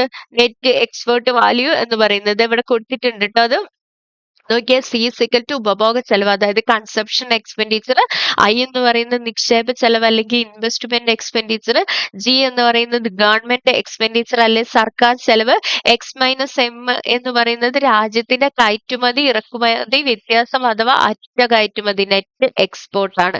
കിട്ടിയോ? അത് ഈ നെറ്റ് എക്സ്പോർട്ട് എന്താന്ന് ഓർത്തിരിക്കണം. രാജ്യത്തിന്റെ കയറ്റുമതിയിൽ നിന്നും ഇറക്കുമതിയും കുറയ്ക്കുന്നതിൽ നിന്ന് കിട്ടുന്ന വാല്യൂ ആണ് എന്ത് എന്ന് പറയുന്നത് നെറ്റ് എക്സ്പോർട്ട്. ഇത്തരത്തിൽ ചെലവ് രീതിയിലൂടെ കണക്കാക്കാൻ കഴിയുന്ന രാജ്യത്തിന്റെ മൊത്ത ദേശീയ ചെലവാണ് എന്താ പറയുന്നത്. ഇതിലൂടെ നമുക്ക് എന്ത് കണക്കാക്കാനായിട്ട് കഴിയും? രാജ്യത്തിന്റെ മൊത്ത ദേശീയ ചെലവ്, ഗ്രോസ് നാഷണൽ എക്സ്പെൻഡിച്ചർ അല്ലെ, എന്ത് കണക്കാക്കാനായിട്ട് പറ്റും? ഗ്രോസ് നാഷണൽ എക്സ്പെൻഡിച്ചർ കണക്കാക്കാൻ പറ്റും. ദേശീയ വരുമാനം കണക്കാക്കുന്നതിനുള്ള 3 രീതികൾ. ഏതൊക്കെയാ 3 രീതികൾ? ഏതൊക്കെയാ 3? Product method, expenditure method and income method അല്ലെ. ഉൽപ്പന്ന രീതിയിലൂടെ രാജ്യത്തിന്റെ പ്രാഥമിക, ദ്വിതീയ, തൃതീയ മേഖലകളിൽ ഉൽപ്പാദിപ്പിക്കപ്പെടുന്ന വിവിധ സാധനങ്ങളുടെയും സേവനങ്ങളുടെയും ആകെ പണമൂല്യം. വരുമാന രീതിയിലൂടെ മൊത്ത ദേശീയ വരുമാനവും ചെലവ് രീതി പ്രകാരം മൊത്തം ദേശീയ ചെലവും ലഭിക്കുന്നു. നമ്മൾ നേരത്തെ പറഞ്ഞു അല്ലെ, എന്താ പറയുന്നത്? ഉൽപാദന രീതിയിലൂടെ രാജ്യത്തെ 3 സാമ്പത്തിക മേഖലകളിൽ നിന്നും നമുക്ക് ലഭിക്കുന്ന സാധനങ്ങളുടെ സേവനങ്ങളുടെ ആകെ പണമൂല്യം കണ്ടെത്താൻ പറ്റും. എന്തേ പറ്റും? ആകെ പണമൂല്യം കണ്ടെത്താനായിട്ട് സാധിക്കും. വരുമാന രീതിയിലൂടെ എന്ത് കണ്ടെത്താൻ പറ്റും? National income, gross national income കണ്ടെത്താനായിട്ട് പറ്റും. ചെലവ് രീതി പ്രകാരം എന്ത് കണ്ടെത്താൻ പറ്റും? ഗ്രോസ് നാഷണൽ എക്സ്പെൻഡിച്ചർ ലഭിക്കുന്നു. ഈ 3 രീതികളിലൂടെയും ദേശീയ വരുമാനം കണക്കാക്കിയാൽ ഓരോ ഫലമാണ് ലഭ്യമാക്കുക. അതായത് ദേശീയ വരുമാനം മൊത്ത ഉൽപ്പന്നത്തിന്റെയും മൊത്ത വരുമാനത്തിന്റെയും മൊത്ത ചെലവിന്റെ അടിസ്ഥാനത്തിൽ കണക്കാക്കിയ ഫലം ഒന്ന് തന്നെയായിരിക്കും. എന്താ പറയാ? ഈ ദേശീയ വരുമാനം കണക്കാക്കേണ്ടത് എങ്ങനെയാണ്? മൊത്തം ഉൽപ്പന്നം എത്രയുണ്ട്, മൊത്തം ചെലവ് എത്രയുണ്ട്, മൊത്തം വരുമാനം എത്രയുണ്ട്, ഇത് 3ഉം കൂടെ കണക്കാക്കിയാൽ മാത്രമേ നമുക്ക് എന്ത് ചെയ്യാൻ പറ്റുള്ളൂ? നാഷണൽ ഇൻകം കണക്കാക്കാനായിട്ട് പറ്റുള്ളൂ. ഇനി എന്തൊക്കെയാണ് സർക്കാരിന്റെ, നമ്മൾ കണ്ടൂല്ലേ ഗവൺമെന്റ് എക്സ്പെൻഡിച്ചർ എന്ന്. എന്തൊക്കെയാ ഗവൺമെന്റിന്റെ എക്സ്പെൻഡിച്ചർ എന്ന് പറയുന്നത്? ജനക്ഷേമ ലക്ഷ്യമാക്കി ഗവൺമെന്റിന്റെ പ്രധാന എയിം എന്ന് പറയുന്നത് എന്താണ്? ജനക്ഷേമ ലക്ഷ്യമാക്കി നടത്തുന്ന എല്ലാ പ്രവർത്തനങ്ങൾക്കും ആവശ്യമായി വരുന്ന ചെലവാണ് സർക്കാർ ചെലവ് എന്ന് പറയുന്നത്. ജനങ്ങളുടെ ക്ഷേമത്തിനായിട്ട് ഗവൺമെന്റ് എന്തൊക്കെ ചെലവുകളാണോ നടത്തുന്നത് അതാണ് എന്തെന്ന് പറയുന്നത് ഗവൺമെന്റിന്റെ എക്സ്പെൻഡിച്ചർ. സർക്കാർ ചെലവുകളെ എങ്ങനെയൊക്കെ നമുക്ക് തിരിക്കാം? ഒന്ന് വികസനത്തിന് വേണ്ടിയിട്ടുള്ള ചെലവ്, 2 വികസനേതര ചെലവുകൾ എന്നിങ്ങനെ തരംതിരിക്കാം. എന്താ പറയുന്നത്? സർക്കാരിന്റെ ചെലവുകളെ നമുക്ക് എങ്ങനെ ഇതാക്കാം? ഡെവലപ്മെന്റില്, നമ്മുടെ വികസനത്തിന് വേണ്ടിയിട്ട്, ഇപ്പൊ റോഡ് ഒക്കെ അതൊക്കെ അല്ലെ, അതുപോലെ വികസനേതരയുടെ പെൻഷനൊക്കെ കൊടുക്കുന്ന ചെലവുകളൊക്കെ ഇല്ല, അതൊക്കെ വികസനേതര ചെലവുകളാണ്. അപ്പൊ ഇതാണ് ഗവൺമെന്റിന്റെ ചെലവ് എന്ന് പറയുന്നത്. ഇനി അടുത്തതായിട്ട് എന്താ പറയുന്നത്? Consumption expenditure. എന്താ കൺസപ്ഷൻ എക്സ്പെൻഡിച്ചർ? ഉപഭോക്താവ്, ഇപ്പം നമ്മളൊരു സാധനങ്ങൾ വാങ്ങാനും അതുപോലെ സേവനങ്ങൾ വാങ്ങുന്നതിനും വേണ്ടി ചെലവാക്കുന്ന മൊത്തം തുകയാണ് എന്തെന്ന് പറയുന്നത്? ഉപഭോഗ ചെലവ് എന്ന് പറയുന്നത്. നമ്മളുടെ അത്യാവശ്യത്തിനുള്ള സാധനങ്ങൾ സേവനങ്ങളൊക്കെ വാങ്ങുന്നതിന് വേണ്ടി ചെലവാക്കുന്ന മൊത്തം തുകയാണ് നമ്മൾ എന്തെന്ന് പറയുന്നത്? ഉപഭോഗ ചെലവ് എന്ന് പറയുന്നത്. ഇനി എന്താണ് ഇൻവെസ്റ്റ്മെന്റ് എക്സ്പെൻഡിച്ചർ അല്ലെങ്കിൽ നിക്ഷേപ ചെലവ്? എന്താ പറയുന്നത്? മൂലധന ഉൽപ്പന്നങ്ങളുടെ മേൽ വ്യവസായ യൂണിറ്റുകളോ വ്യക്തികളോ സ്ഥാപനങ്ങളോ ചെലുത്തുന്ന മൊത്തം ചെലവാണ് നിക്ഷേപ ചെലവ്. എടാ, നമ്മളൊരു ഫാക്ടറി വാങ്ങുകയാണ്, ഒരു ഫാക്ടറി, ഒരു ബിൽഡിംഗ് വാങ്ങുകയാണ് ഒരു വ്യവസായത്തിന് വേണ്ടി. ഇങ്ങനെയുള്ള കാര്യങ്ങളൊക്കെയാണ് എന്തെന്ന് പറയുന്നത്? മൂലധന ഉൽപ്പന്നങ്ങളുടെ മേൽ വ്യവസായ യൂണിറ്റുകളോ വ്യക്തികളോ സ്ഥാപനങ്ങളോ ചെലവാക്കുന്ന മൊത്തം ചെലവാണ് എന്തെന്ന് പറയുന്നത്? Investment expenditure. ഭൂമിക്ക് വേണ്ടിയുള്ള ചെലവ്, യന്ത്രങ്ങൾക്ക് വേണ്ടിയുള്ള ചെലവ് തുടങ്ങിയൊക്കെ നിക്ഷേപ ചെലവിന് ഉദാഹരണമാണ്. മനസ്സിലാവുന്നില്ലേ? നമ്മൾ കാണാൻ നമുക്കൊന്നുമില്ല, പക്ഷെ നമ്മൾ എന്ത് ചെയ്യാണ്? ഒരു ബിൽഡിംഗ് വാങ്ങി, നമുക്ക് എന്താ പറയാ, അവിടെ നമ്മൾ ചെലവാക്കുക ചെയ്യുന്ന, പക്ഷെ അത് എന്തിലേക്കുള്ള ചെലവാണ്? ഇൻവെസ്റ്റ്മെന്റിലേക്കുള്ള ചെലവാണ്. ഇനി എന്താണ് അറ്റ കയറ്റുമതി? നമ്മൾ പറഞ്ഞു അല്ലെ, രാജ്യത്തിന്റെ കയറ്റുമതി മൂല്യവും ഇറക്കുമതി മൂല്യവും തമ്മിലുള്ള വ്യത്യാസമാണ് എന്തെന്ന് പറയുന്നത്? നെറ്റ് എക്സ്പോർട്ട് അല്ലെങ്കിൽ അറ്റ കയറ്റുമതി എന്ന് പറയുന്നത്. രാജ്യത്തിന്റെ കയറ്റുമതിയോടൊപ്പം തന്നെ രാജ്യത്തേക്ക് ഇറക്കുമതി ചെയ്യുന്ന വസ്തുക്കളുണ്ട് അല്ലെ, ഇവയുടെ രണ്ടിന്റെയും മൂല്യം തമ്മിലുള്ള വ്യത്യാസമാണ് എന്ത് എന്ന് പറയുന്നത്? നെറ്റ് എക്സ്പോർട്ട് എന്ന് പറയുന്നത്. കിട്ടിയില്ലേ?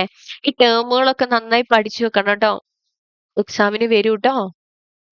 ഇനി അടുത്തത് എന്താണ് മൊത്ത ആഭ്യന്തര ഉൽപ്പന്നം GDP, ഗ്രോസ് ഡൊമസ്റ്റിക് പ്രൊഡക്റ്റ്, അതുപോലെ മൊത്ത ദേശീയ ഉൽപ്പന്നം അതായത് ഗ്രോസ് നാഷണൽ പ്രൊഡക്റ്റ് നോക്കാം അല്ലെ. ഒരു രാജ്യത്തിന്റെ സാമ്പത്തിക സ്ഥിതി കണക്കാക്കുന്ന എങ്ങനെയും അതിന്റെ പ്രാധാന്യം എന്താണെന്നും വ്യക്തമായല്ലോ. ദേശീയ വരുമാനം കണക്കാക്കുന്നതുമായി ബന്ധപ്പെട്ട് ചില പ്രധാന ആശയങ്ങളാണ് ഇനി നമ്മൾ കാണാൻ പോകുന്നത്.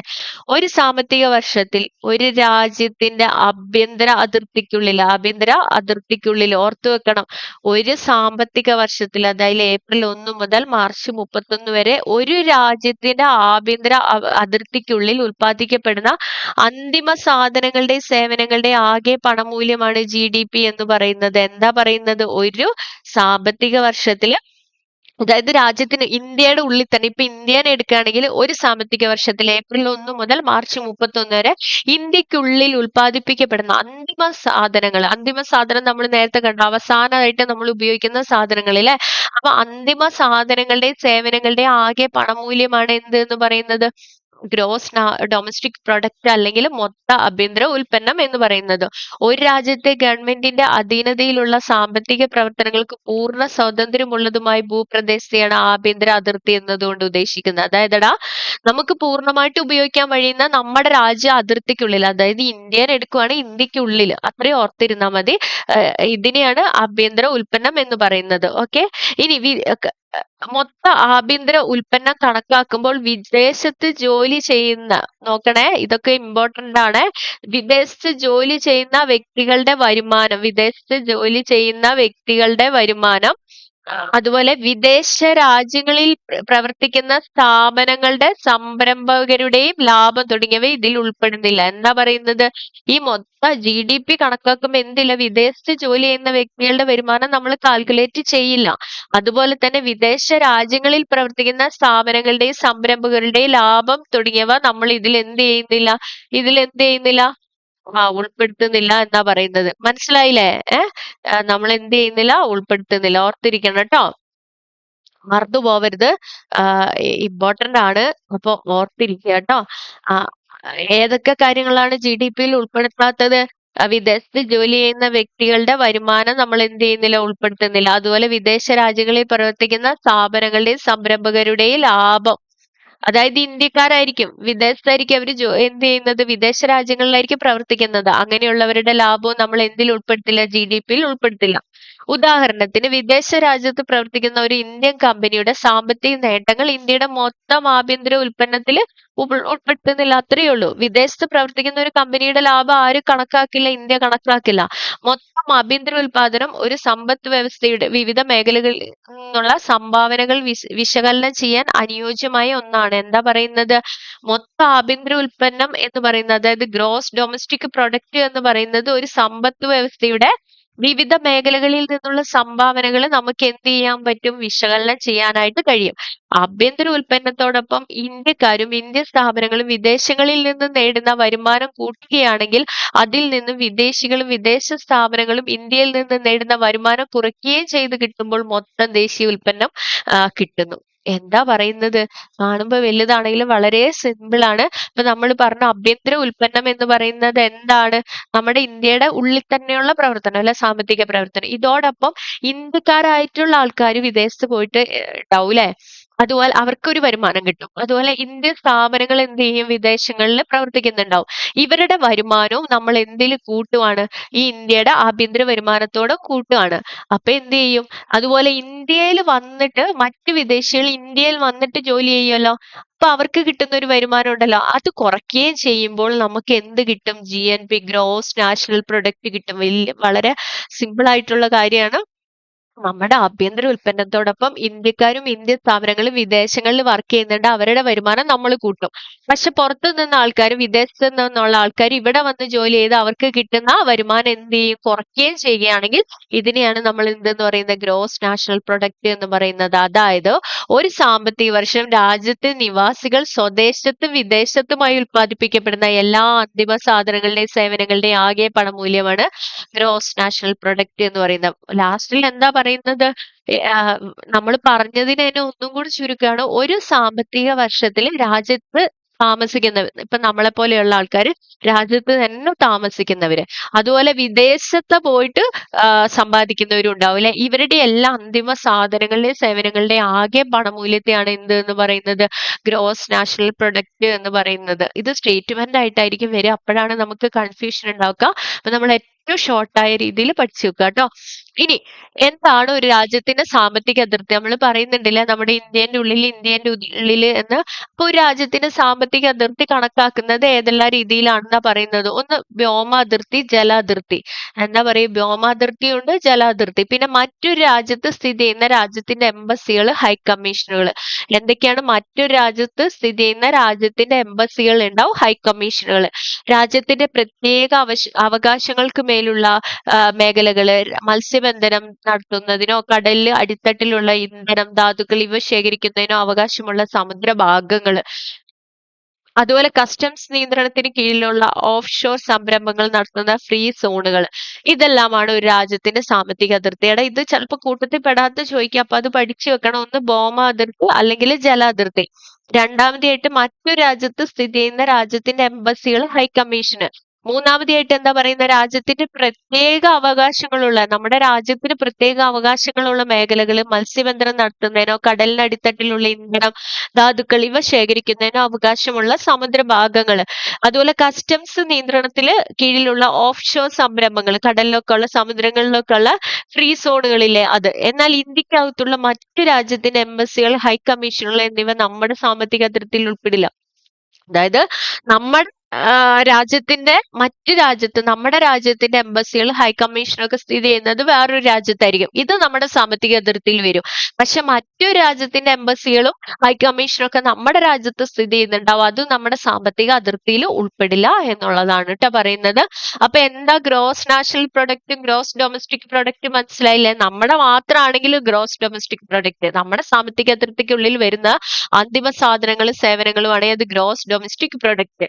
GNP എന്ന് പറയുന്നത് എന്താ, നമ്മുടേതും ഉണ്ട്, നമ്മളുടെ രാജ്യത്തിന്റെ ഉള്ളിൽ തന്നെ പ്രവർത്തിക്കുന്നു. അതുപോലെ തന്നെ എന്താ പറയുന്നത്, നമ്മുടെ ആൾക്കാർ വിദേശത്ത് പോയിട്ട് കിട്ടുന്നതുമായ വരുമാനം അല്ലെങ്കിൽ കമ്പനികളിൽ നിന്ന് കിട്ടുന്ന ലാഭം, ഇതൊക്കെയാണ് എന്ത് എന്ന് പറയുന്നത്, GNP എന്ന് പറയുന്നത്. മനസ്സിലായില്ലേ? ഇനി എന്താണ് നെറ്റ് നാഷണൽ പ്രൊഡക്റ്റ്? GNP പഠിച്ചു, GDP പഠിച്ചു. അപ്പൊ ഇനിയിപ്പോ നമുക്ക് അടുത്ത നോക്കാനുള്ളത് എന്താണ് നെറ്റ് നാഷണൽ പ്രൊഡക്റ്റ്? ഒരു വാഹനമോ യന്ത്രമോ വാങ്ങി ഉപയോഗിക്കുമ്പോൾ വർഷം കഴിയുന്തോറും അതിന്റെ പ്രവർത്തനക്ഷമത കുറഞ്ഞു വരുന്നു. അതായത് ഏതൊരു വസ്തു ഉപയോഗിക്കുന്നതോറും ആ വസ്തുവിന് പഴക്കവും തേയ്മാനവും സംഭവിക്കുന്നു. ഇങ്ങനെ തേയ്മാന ചെലവ് പരിഹരിക്കാൻ ആവശ്യമായ ചെലവിനെ തേയ്മാന ചെലവ് എന്ന് പറയുന്നു. അവിടെ നമ്മളൊരു വലിയ ഫാക്ടറി വാങ്ങി ഒരു കുറച്ച് നാൾ ഉപയോഗിക്കുന്നതിനനുസരിച്ച് അതിന് എന്ത് ചെയ്യണം, അതിന്റെ യന്ത്രങ്ങൾക്കൊക്കെ തേയ്മാനം സംഭവിച്ചുകൊണ്ടേ ഇരിക്കുകയാണ് അല്ലെ. ഇത് പരിഹരിക്കുന്നതിന് വേണ്ടിയിട്ട് നമ്മൾ എന്ത് ചെയ്യും, ഇടയ്ക്കിടയ്ക്ക് എന്ത് ചെയ്യും, അതിങ്ങനെ പുതുക്കിക്കൊണ്ടിരിക്കും. അതാണ് എന്ത് എന്ന് പറയുന്നത്, തേയ്മാന ചെലവ് എന്ന് പറയുന്നത്. ദേശീയ വരുമാനം കണക്കുമ്പോൾ തേയ്മാന ചെലവ് പരിഗണിക്കാറുണ്ട്. അപ്പൊ ഇങ്ങനെ നമ്മളിങ്ങനെ ഉപയോഗിക്കുന്നതിനനുസരിച്ച്, ഇപ്പൊ ഒരു വണ്ടി തന്നെ നമ്മൾ ഉപയോഗിക്കുന്നതിനനുസരിച്ച് വണ്ടിയിൽ ഓരോ വർഷം ഇങ്ങനെ മാറ്റങ്ങൾ വന്നുകൊണ്ടിരിക്കും, തേയ്മാനം സംഭവിച്ചുകൊണ്ടിരിക്കും അല്ലെ. അപ്പൊ ഇങ്ങനെ ഈ തേയ്മാന ചെലവുകൾ എന്തിലേക്ക് നമ്മൾ പരിഗണിക്കാറുണ്ട്, ദേശീയ വരുമാനം കണക്കാക്കുമ്പോൾ തേയ്മാന ചെലവ് പരിഹരിക്കും. ഇങ്ങനെ മൊത്തം ഉൽപ്പന്നത്തിൽ നിന്ന് തേയ്മാന ചെലവ് കുറയ്ക്കുമ്പോൾ ലഭിക്കുന്നതാണ് അറ്റ ദേശീയ വരുമാനം. NNP, നെറ്റ് നാഷണൽ പ്രൊഡക്റ്റ് എന്ന് പറയുന്നത് എന്താണ്?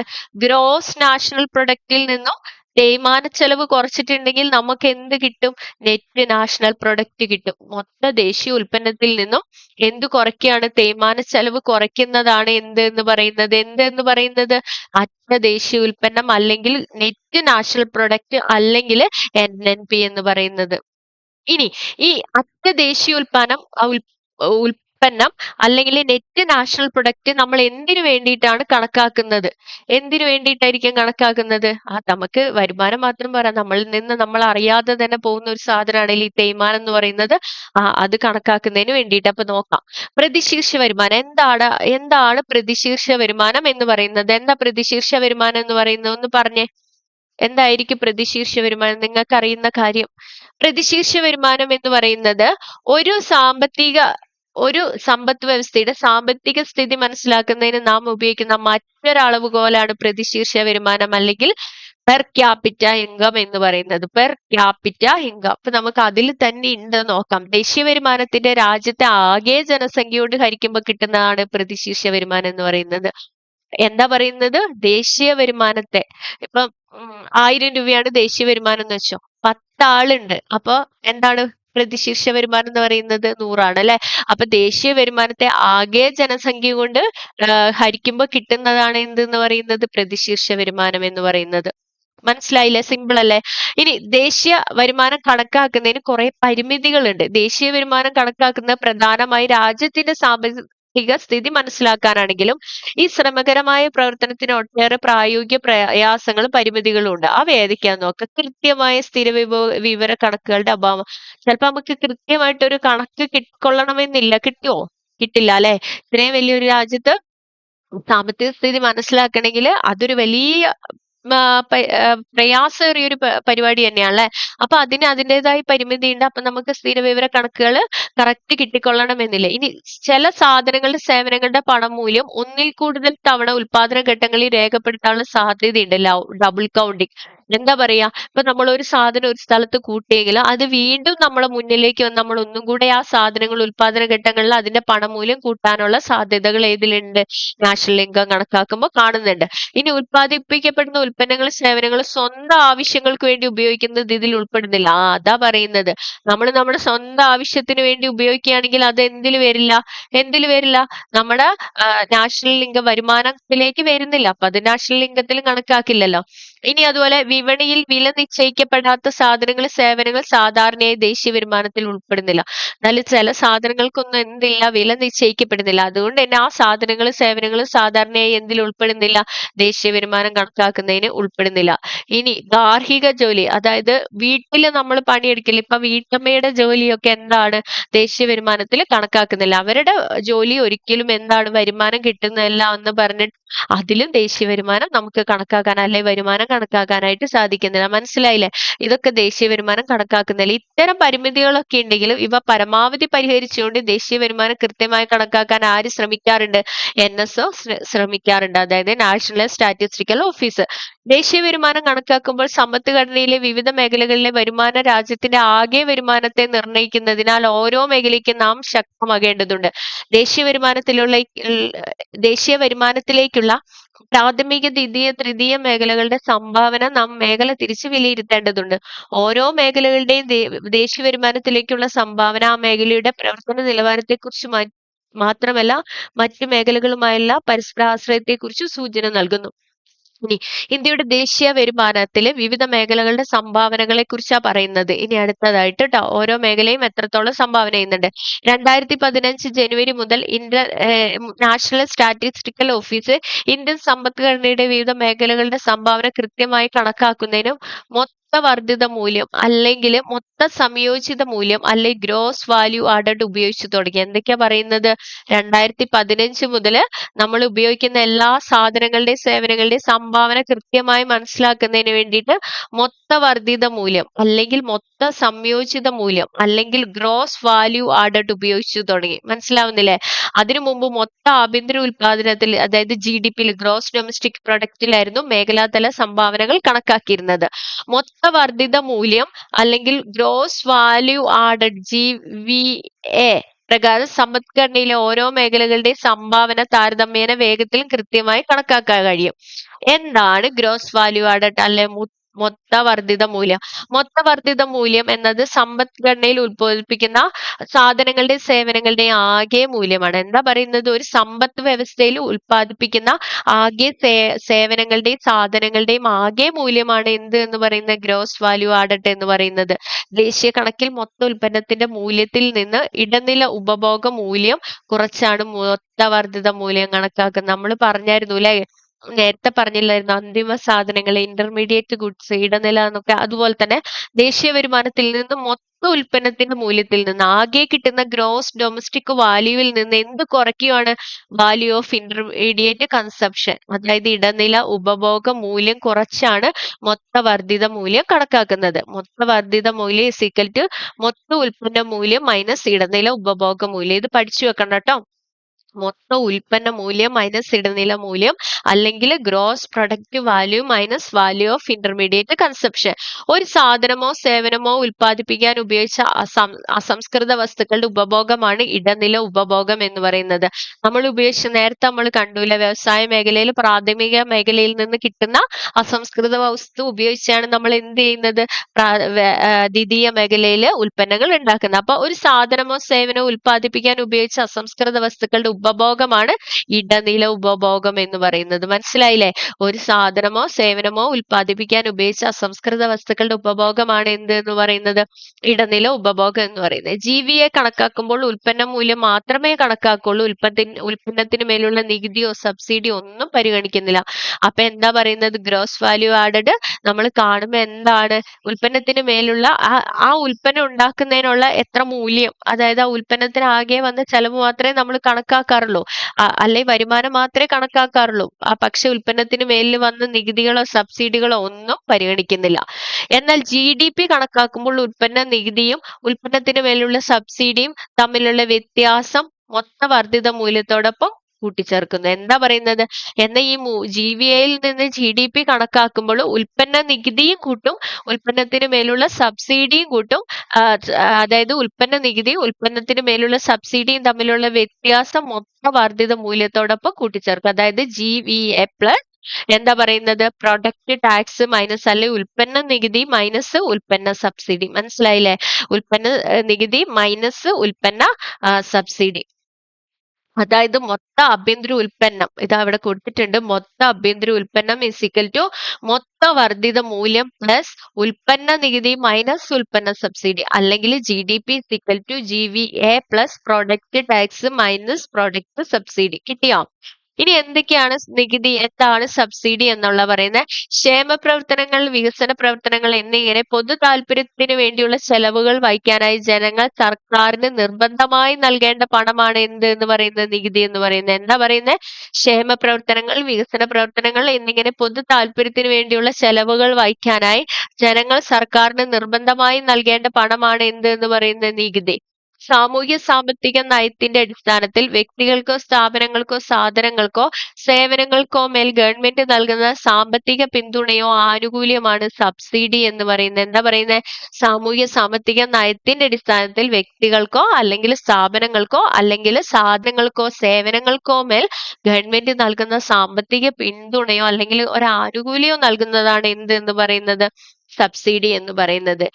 ഇന്ത്യയുടെ ദേശീയ വരുമാനത്തിൽ വിവിധ കാലയളവിൽ പ്രാഥമിക, ദ്വിതീയ, തൃതീയ മേഖലകളിൽ നിന്നുള്ള GVA നമുക്ക് നോക്കാം. ഇത് ഗ്രാഫിൽ കണ്ടോ, 82, 83 കാലഘട്ടത്തില് ഈ ബ്ലൂ ആണ് കാർഷിക മേഖല എന്ന് പറയുന്നത്, റെഡ് എന്താണ് വ്യവസായ മേഖലയാണ്, ഗ്രീൻ എന്താണ് സേവന മേഖലയാണ്.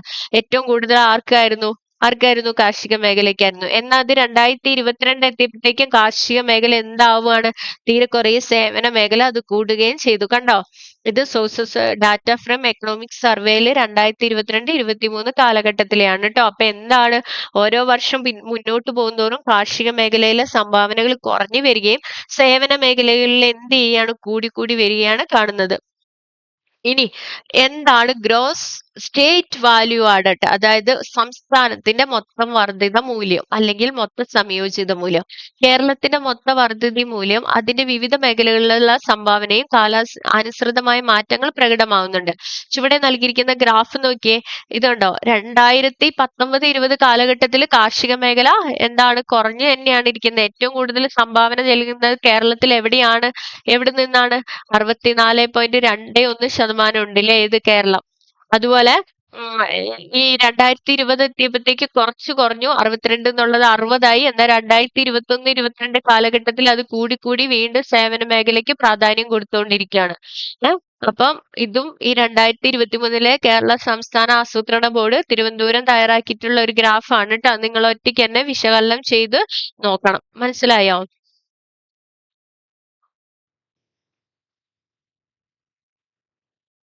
ഇനി ഇന്ത്യയുടെയും കേരളത്തിന്റെയും മൊത്ത വർദ്ധിത മൂല്യത്തിന്റെ തൃതീയ മേഖലയുടെ സംഭാവന മറ്റു മേഖല അപേക്ഷിച്ച് എന്താണ് കൂടുതലാണ് അല്ലെ? നമുക്കത് കണ്ടപ്പോൾ മനസ്സിലായി. എന്തൊക്കെയാവും ഇതിനുള്ള കാരണം? ആരോഗ്യ മേഖലയുടെയും വിദ്യാഭ്യാസ മേഖലയുടെയും പുരോഗതി ഉറപ്പാക്കിക്കൊണ്ടുള്ള പ്രവർത്തനങ്ങൾ. എന്താ പറയുന്നത്? ആരോഗ്യ മേഖലയിലും അതുപോലെ തന്നെ വിദ്യാഭ്യാസ മേഖലയിലും പുരോഗതി കൊണ്ടുവന്നു. അതുപോലെ രാജ്യത്തിന്റെ വ്യാപാര വാണിജ്യ മേഖലകളെ മുന്നോട്ട് നയിക്കുന്ന ബാങ്കിങ് ഇൻഷുറൻസ് സംവിധാനങ്ങൾ വളർന്നു. എന്താ പറയുന്നത്? ബാങ്കിങ് ഇൻഷുറൻസ് ഒക്കെ വളർന്നു. അതുപോലെ തന്നെ ഗതാഗത വിനിമയ മേഖലകളുടെ വളർച്ച. എന്താ അടുത്ത പറയുന്നത്? ഗതാഗത വിനിമയ മേഖലകളുടെ വളർച്ച. അടുത്തതോ വിനോദസഞ്ചാര മേഖലയുടെ വളർച്ച. അടുത്തതോ അറിവധിഷ്ഠിത വ്യവസായങ്ങളുടെ വളർച്ച. ഇനി എന്താണ് അറിവധിഷ്ഠിത മേഖലയുടെ വളർച്ച എന്നുള്ളതാണ് കേട്ടോ പറയുന്നത്. എന്താ പറയുന്നത്? അറിവധിഷ്ഠിത മേഖലയുടെ വളർച്ച എന്താണ്? ഉൽപാദന പ്രക്രിയയിൽ ഉപയോഗപ്രദമാവുന്ന ചില വ്യക്തിഗത പ്രത്യേകതകളെയാണ് മനുഷ്യ മൂലധനം എന്നതുകൊണ്ട് അർത്ഥമാക്കുന്നത്. എന്താണ്? ചില ഉൽപാദന മേഖലയിൽ എന്താണ് ഒരു വ്യക്തിക്ക് സവിശേഷമായ കുറെ കഴിവുകൾ ഉണ്ടാവും അല്ലെ? അത് വേണ്ട വിധത്തിൽ ഉപയോഗിക്കുന്നതാണ് എന്തെന്ന് പറയുന്നത്? മനുഷ്യ മൂലധനം എന്നതുകൊണ്ട് അർത്ഥമാക്കുന്നത്. ഇവയിൽ മനുഷ്യവിഭവത്തിന്റെ അറിവ്, അതുപോലെ തന്നെ കഴിവ്, ആരോഗ്യം, വിദ്യാഭ്യാസം എന്നിവ ഇതിൽ ഉൾക്കൊള്ളുന്നു. എന്താ പറയുന്നത്? നമ്മൾ ആ ഒരു ഉൽപ്പന്നം ഉണ്ടാക്കുമ്പോൾ മനുഷ്യവിഭവത്തിന് ചില അറിവുകളുണ്ട്, കഴിവുകളുണ്ട്, ആരോഗ്യം വേണം, വിദ്യാഭ്യാസം ഉണ്ടാവും. ഇതെല്ലാം ഉൾപ്പെട്ടാൽ മാത്രമേ നമുക്ക് എന്ത് ഉപയോഗിക്കാൻ കഴിയുള്ളൂ? മനുഷ്യ മൂലധനം ഫലപ്രദമായിട്ട് ഉപയോഗിക്കാൻ കഴിയും. സാമ്പത്തിക വളർച്ച കൈവരിക്കുന്നതിനായി അറിവും സാങ്കേതിക വിദ്യ ഫലപ്രദമായി പ്രയോഗിക്കുന്ന മേഖലയാണ് അറിവധിഷ്ഠിത മേഖല എന്ന് പറയുന്നത്. അതായത് നമ്മൾ ഒരു ഉൽപ്പന്നം ഉണ്ടാക്കുന്നതിന് വേണ്ടിയിട്ട് എന്ത് ഉപയോഗിക്കാണ്? സാമ്പത്തിക വളർച്ച മാക്സിമം കൈവരിക്കുന്നതിന് വേണ്ടിയിട്ട് നമ്മൾ എന്ത് ചെയ്യാണ്? ഒരു വ്യക്തിയുടെ അറിവും അതുപോലെ തന്നെ സാങ്കേതിക വിദ്യയും കൂടി ഇതിൽ ഉൾപ്പെടുത്തുകയാണെങ്കിൽ അതിലാണ് എന്ത് എന്ന് പറയുന്നത്? നോളേജ് സെക്ടർ അല്ലെങ്കിൽ അറിവ് അധിഷ്ഠിത മേഖല എന്ന് പറയുന്നത്. ആധുനിക സാങ്കേതിക വിദ്യയുടെ വിവരവിനിമയ സാധ്യതകളും ഇന്ന് അറിവ് സമ്പദ്ക്രമം എന്ന തലത്തിലേക്ക് വളർന്നു വികസിച്ചിട്ടുണ്ട്. തൃതീയ മേഖലയുടെ ഭാഗമായി അറിവടിസ്ഥാനമാക്കിയുള്ള സേവനങ്ങളുടെ വളർച്ച ഇന്ന് വലിയ തോതിൽ നടക്കുന്നുണ്ട്.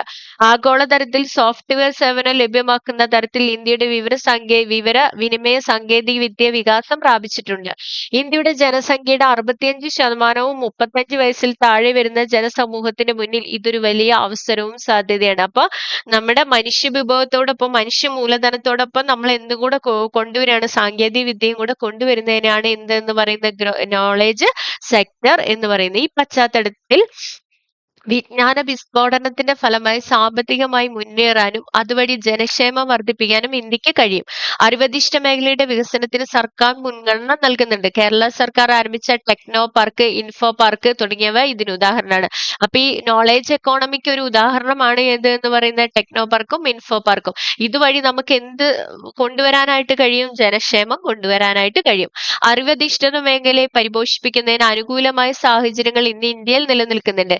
വിവിധ വിദേശ ഭാഷകൾ അനായാസം കൈകാര്യം ചെയ്യുന്ന ജനസമൂഹം, മെച്ചപ്പെട്ട ശാസ്ത്ര സാങ്കേതിക വളർച്ച, വിപുലമായ സർക്കാർ സഹകരണ സ്വകാര്യ മേഖലകൾ, അനുദിനം വികസിച്ചുകൊണ്ടിരിക്കുന്ന വിപണികൾ തുടങ്ങിയവയെല്ലാം തന്നെ അറിവധിഷ്ഠിത മേഖലയെ വികസിപ്പിക്കുന്നതിനും അതുവഴി ദേശീയ വരുമാനത്തിൽ തൃതീയ മേഖലകളുടെ സംഭാവന പരിപോഷിപ്പിക്കപ്പെടുന്നതിനും കാരണമാവുന്നുണ്ട്. മനസ്സിലാവുന്നില്ലേ? മെച്ചപ്പെട്ട ശാസ്ത്ര സാങ്കേതിക വളർച്ച, വിപുലമായ സർക്കാർ സഹകരണ സ്വകാര്യ മേഖലകൾ, അനുദിനം വികസിച്ചുകൊണ്ടിരിക്കുന്ന വിപണികൾ തുടങ്ങിയവയെല്ലാം തന്നെ അറിവധിഷ്ഠിത മേഖലയെ വികസിപ്പിക്കുന്നതിനും അതുവഴി ദേശീയ വരുമാനത്തിൽ തൃതീയ മേഖലയുടെ സംഭാവന പരിപോഷിപ്പിക്കുന്നതിന് കാരണമാവുന്നുണ്ട്. ഇനി വിവിധ മേഖലകളിലെ തൊഴിൽ ഘടന എങ്ങനെയാന്നുള്ളതാ പറയുന്നത്. 1991 പ്രാഥമിക മേഖലയിലായിരുന്നു എന്തുണ്ടായിരുന്നത്? തൊഴില് കൂടുതല്.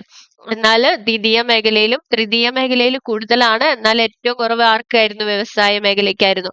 അത് പിന്നീട് 2001 ആയപ്പോഴത്തേക്കും കാർഷിക മേഖല എന്ത് ചെയ്യാണ്? കുറച്ച് താഴേക്ക് പോരുകയും ദ്വിതീയ മേഖല കുറച്ചും കൂടെ ഉയർന്നു. അതുപോലെ തന്നെ എന്ത് ചെയ്യാണ്? തൃതീയ മേഖല വീണ്ടും ഉയർന്നു അല്ലെ? കൂടുതൽ സാധ്യതകൾ എന്തിലേക്ക് പോവാണ്? തൃതീയ മേഖലയ്ക്ക്. അതുപോലെ തന്നെ ഈ 2019-20 കാലഘട്ടം എത്തിയപ്പോഴത്തേക്കും നോക്കിയേ, കാർഷിക മേഖല തന്നെയാണ് മുന്നിൽ നിൽക്കുന്നതെങ്കിലും വളർച്ച കൂടുതൽ ആർക്കാണ്? തൃതീയ മേഖലയ്ക്ക് ആണ്. രാജ്യത്തിന്റെ സാമ്പത്തിക വളർച്ചയുടെ വിവിധ ഘട്ടങ്ങളിൽ വിവിധ മേഖലകൾക്കുള്ള ആപേക്ഷിക പ്രാധാന്യത്തിന് മാറ്റം വരുത്തുന്നതായി നമുക്ക് കാണാൻ കഴിയും. ഇതാണ് ഘടനാപരമായ പരിവർത്തനം എന്നതുകൊണ്ട് ഉദ്ദേശിക്കുന്നത്. അതായത് ഓരോ മേഖലയും സംഭാവനകൾ അല്ലെങ്കിൽ ഓരോ ഘട്ടത്തിൽ സാമ്പത്തിക വളർച്ചയ്ക്ക് എത്രത്തോളം വികസനം അല്ലെങ്കിൽ വളർച്ചയുണ്ടാകുന്നുണ്ട്. സാമ്പത്തിക വളർച്ച ഓരോ മേഖലയിൽ നിന്ന് ഉണ്ടാകുന്നെന്ന് നമുക്ക് ഓരോ ഘട്ടത്തിലും മനസ്സിലാക്കാം അല്ലെ. ഇതിനെയാണ് നമ്മൾ എന്ത് എന്ന് പറയുന്നത്? ഘടനാപരമായ പരിവർത്തനം എന്ന് പറയുന്നത്. ഇതിനെ നമ്മൾ എന്ത് എന്ന് പറയുന്നു? ഘടനാപരമായ പരിവർത്തനം എന്ന് പറയുന്നു. ഇനി എന്താണ് ഓർഗനൈസ്ഡ് ആൻഡ് അൺഓർഗനൈസ്ഡ് സെക്ടർ അല്ലെങ്കിൽ സംഘടിത അസംഘടിത മേഖല? തൊഴിൽ മേഖലയിൽ സംഘടിത മേഖല, അസംഘടിത മേഖല എന്നിങ്ങനെ രണ്ട് വിഭാഗങ്ങൾ നിലനിൽക്കുന്നുണ്ട്. കൃത്യമായ നിയമവ്യവസ്ഥയ്ക്ക് കീഴിൽ പ്രവർത്തിക്കാൻ തൊഴിലാളികൾക്ക് സുരക്ഷിതമായി തൊഴിൽ സാഹചര്യം ഉറപ്പുവരുത്തുകയും അവരുടെ അവകാശങ്ങൾ സംരക്ഷിക്കുകയും ചെയ്യുന്ന സംരംഭങ്ങളും പ്രവർത്തനങ്ങളും ഉൾപ്പെടുന്ന മേഖലയാണ് സംഘടിത മേഖല എന്ന് പറയുന്നത്. എന്താ പറയുന്നത്? കൃത്യമായ നിയമവ്യവസ്ഥയ്ക്ക് കീഴിൽ പ്രവർത്തിക്കുന്നതായിരിക്കണം. ഒരു കൃത്യമായ നിയമം ഉണ്ടാവും. അതുപോലെ തൊഴിലാളികൾക്ക് സുരക്ഷിതമായ തൊഴിൽ സാഹചര്യം ഉണ്ടാവും. അവരുടെ അവകാശങ്ങളൊക്കെ സംരക്ഷിക്കപ്പെടുന്നുണ്ടാവും. ഇങ്ങനെയെല്ലാം ചെയ്യുന്ന സംരംഭങ്ങളും പ്രവർത്തനങ്ങളും ഉൾപ്പെടുന്ന മേഖലയാണ് എന്ത് എന്ന് പറയുന്നത്? സംഘടിത മേഖല എന്ന് പറയുന്നത്. കമ്പനി നിയമം, ഫാക്ടറി നിയമം, സൊസൈറ്റീസ് ആക്ട്, കോപ്പറേറ്റീവ് ആക്ട് തുടങ്ങിയവ ഏതെങ്കിലും നിയമം അനുസരിച്ച് രജിസ്റ്റർ ചെയ്ത് അവയുടെ നിയമങ്ങൾക്ക് വിധേയമായി പ്രവർത്തിക്കുന്ന തൊഴിൽ മേഖലയായിരിക്കും. ഏതെങ്കിലും ഒരു നിയമത്തിന് കീഴിൽ പ്രവർത്തിക്കുന്നതായിരിക്കും എന്തെന്ന് പറയുന്നത്? സംഘടിത മേഖല അല്ലെ ഓർഗനൈസ്ഡ് സെക്ടർ എന്ന് പറയുന്നത്. ഏത് നിയമപ്രകാരമാണോ രജിസ്റ്റർ ചെയ്യപ്പെടുന്നത് ആ നിയമത്തിൽ അനുശാസിക്കുന്ന വ്യവസ്ഥകളെല്ലാം പാലിക്കാൻ സംഘടിത മേഖലയിലെ തൊഴിലാളികൾ സന്നദ്ധരാണ്. ബാധ്യസ്ഥരാണ്. അസംഘടിത മേഖല എന്നതുകൊണ്ട് എന്താ കണക്കുന്നത്? ഏതെങ്കിലും ഒരു നിയമവ്യവസ്ഥയ്ക്ക് കീഴിൽ അല്ലാതെയോ സ്ഥിരമായ കണക്കുകൾ സൂക്ഷിക്കാത്തതോ ആയ സംരംഭങ്ങളും പ്രവർത്തനങ്ങളും ഉൾപ്പെടുന്ന മേഖലയാണ് എന്തെന്ന് പറയുന്നത്? അസംഘടിത മേഖല. ഒരു നിയമത്തിന് കീഴിലും അല്ല, അതുപോലെ സ്ഥിരമായ കണക്കുകളൊന്നും സൂക്ഷിക്കുന്നില്ല. ഇങ്ങനെയുള്ള മേഖലയാണ് എന്തെന്ന് പറയുന്നത്? അസംഘടിത മേഖല എന്ന് പറയുന്നത്. ഇത് സംഘടിത മേഖലയ്ക്ക് അസംഘടിത മേഖലയുടെയും പ്രത്യേകതകൾ ഇവിടെ എഴുതിയിട്ടുണ്ട്. ഒന്ന് എന്താണ്? രജിസ്റ്റർ ചെയ്യപ്പെട്ട തൊഴിൽ മേഖലയായിരിക്കും സംഘടിത മേഖല എന്ന് പറയുന്നത്. സ്ഥിരം തൊഴിൽ അവർക്ക് കിട്ടും. അതുപോലെ താരതമ്യേന കൂടിയ ശമ്പളമായിരിക്കും. തൊഴിൽ സുരക്ഷിതത്വം ഉണ്ട്. ഉണ്ട്. എന്നാൽ അസംഘടിതം എന്ന് പറയുന്ന രജിസ്റ്റർ ചെയ്യപ്പെടാത്ത തൊഴിൽ മേഖലയായിരിക്കും. സ്ഥിരം തൊഴിൽ ഉറപ്പു നൽകുന്നില്ല. താരതമ്യേന കുറഞ്ഞ ശമ്പളമായിരിക്കും. സുരക്ഷിതത്വം ഇല്ലായ്മ. ഇനി അസംഘടിത മേഖല നേരിടുന്ന പ്രശ്നങ്ങൾ: സുരക്ഷിതമല്ലാത്ത തൊഴിലിടങ്ങൾ, ദീർഘമായ തൊഴിൽ സമയം, കുറഞ്ഞ വേതനം തുടങ്ങിയ ധാരാളം പ്രയാസങ്ങൾ അസംഘടിത മേഖലയിലെ തൊഴിലാളികൾ അനുഭവിച്ചുകൊണ്ടിരിക്കുന്നു. ഇത്തരം തൊഴിലാളികളെ മികച്ച മാനവ വിഭവമാക്കി മാറ്റിയെടുക്കുന്നതിന് തടസ്സമായി നിൽക്കുന്നു. കൂടാതെ ദേശീയ വരുമാനത്തിലേക്കുള്ള സാമ്പത്തിക അസമത്വം രൂപപ്പെടുന്നതിനും കാരണമാകുന്നു. അപ്പൊ ദേശീയ വരുമാനത്തിലുള്ള ഇവരുടെ സംഭാവന താരതമ്യേന കുറവായിരിക്കും. അതുപോലെ തന്നെ സാമ്പത്തിക അസമത്വം രൂപപ്പെടുന്നതിന് കാരണമാകും. അസംഘടിത മേഖലയിൽ ജോലി ചെയ്യുന്നവർ സംഘടിത മേഖലയിൽ തൊഴിലെടുക്കുന്നവരെ അപേക്ഷിച്ച് വിവിധ തരം അവസരങ്ങളുടെ അഭാവം തുടങ്ങിയ പലതരം പ്രശ്നങ്ങളും അഭിമുഖീകരിക്കുന്നു. ഇത് വിവിധ തരത്തിലുള്ള അസമത്വത്തിലേക്ക് നയിക്കുന്നു. ഇത് ലഘൂകരിക്കുന്നതിനായി കേന്ദ്ര സംസ്ഥാന സർക്കാരുകൾ നിരവധി നിയമങ്ങൾ നടപ്പിലാക്കി വരുന്നു. അപ്പം എന്താ പറയുന്ന? അസംഘടിത മേഖലയിലാണ് കൂടുതൽ. കാരണം അവരെവിടെയും രജിസ്റ്റർ ചെയ്തിട്ടില്ല. അവരൊരു നിയമത്തിന്റെ കീഴിലല്ല. അവർക്ക് അവരുടെ അവകാശങ്ങൾ സംരക്ഷിക്കപ്പെടുന്നില്ല. ഇങ്ങനെ വരുമ്പോൾ എന്ത് ചെയ്യും? ദേശീയ വരുമാനത്തിലേക്കുള്ള അവരുടെ സംഭാവനകൾ കുറയുകയും അതുപോലെ തന്നെ അവിടെ എന്തുണ്ടാവുകയും ചെയ്യണം? സാമ്പത്തിക അസമത്വം രൂപപ്പെടുകയും ചെയ്യുന്നതിനാണ്.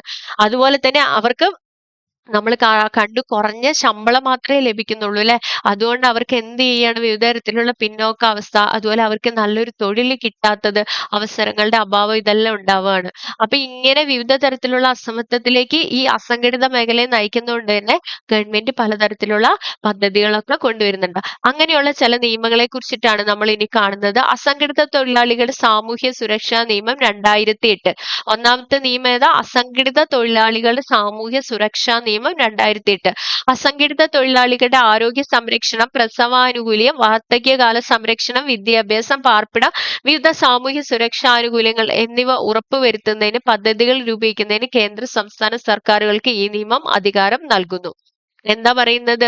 ഈ 2008 ഇത് unorganised work social security act പ്രകാരം അസംഘടിത തൊഴിലാളികളുടെ ആരോഗ്യ സംരക്ഷണവും പ്രസവാനുകൂല്യങ്ങളും വാർദ്ധക്യകാല സംരക്ഷണവും വിദ്യാഭ്യാസം, പാർപ്പിടം, വിവിധ സാമൂഹ്യ സുരക്ഷാ ആനുകൂല്യങ്ങൾ എന്നിവ ഉറപ്പുവരുത്തണമെന്ന് ഈ നിയമം അനുശാസിക്കുന്നുണ്ട്. അതുപോലെ അടുത്തതായിട്ട് പറയുന്നത് എന്താണ്? സാമൂഹ്യ സുരക്ഷാ കോഡ് 2020. എന്താ പറയുന്നത്? ഇത് കോഡ് ഓൺ സോഷ്യൽ സെക്യൂരിറ്റി 2020. അസംഘടിത മേഖലയിൽ ജോലി ചെയ്യുന്ന തൊഴിലാളികളുടെ സാമൂഹ്യ സുരക്ഷിതത്വത്തിന് പ്രാധാന്യം നൽകിക്കൊണ്ട് 2020 രൂപീകരിച്ച നിയമമാണ് സാമൂഹ്യ സുരക്ഷാ കോഡ് 2020. എന്താ പറയുന്നത്? സംഘടിത അസംഘടിത മേഖലയിൽ ജോലി ചെയ്യുന്ന തൊഴിലാളികളുടെ സാമൂഹ്യ സുരക്ഷിതത്വത്തിന് പ്രാധാന്യം നൽകിക്കൊണ്ടുള്ള നിയമമാണ് ഇത് എന്ന് പറയുന്നത് സാമൂഹ്യ സുരക്ഷാ കോഡ് 2020 എന്ന് പറയുന്നത്.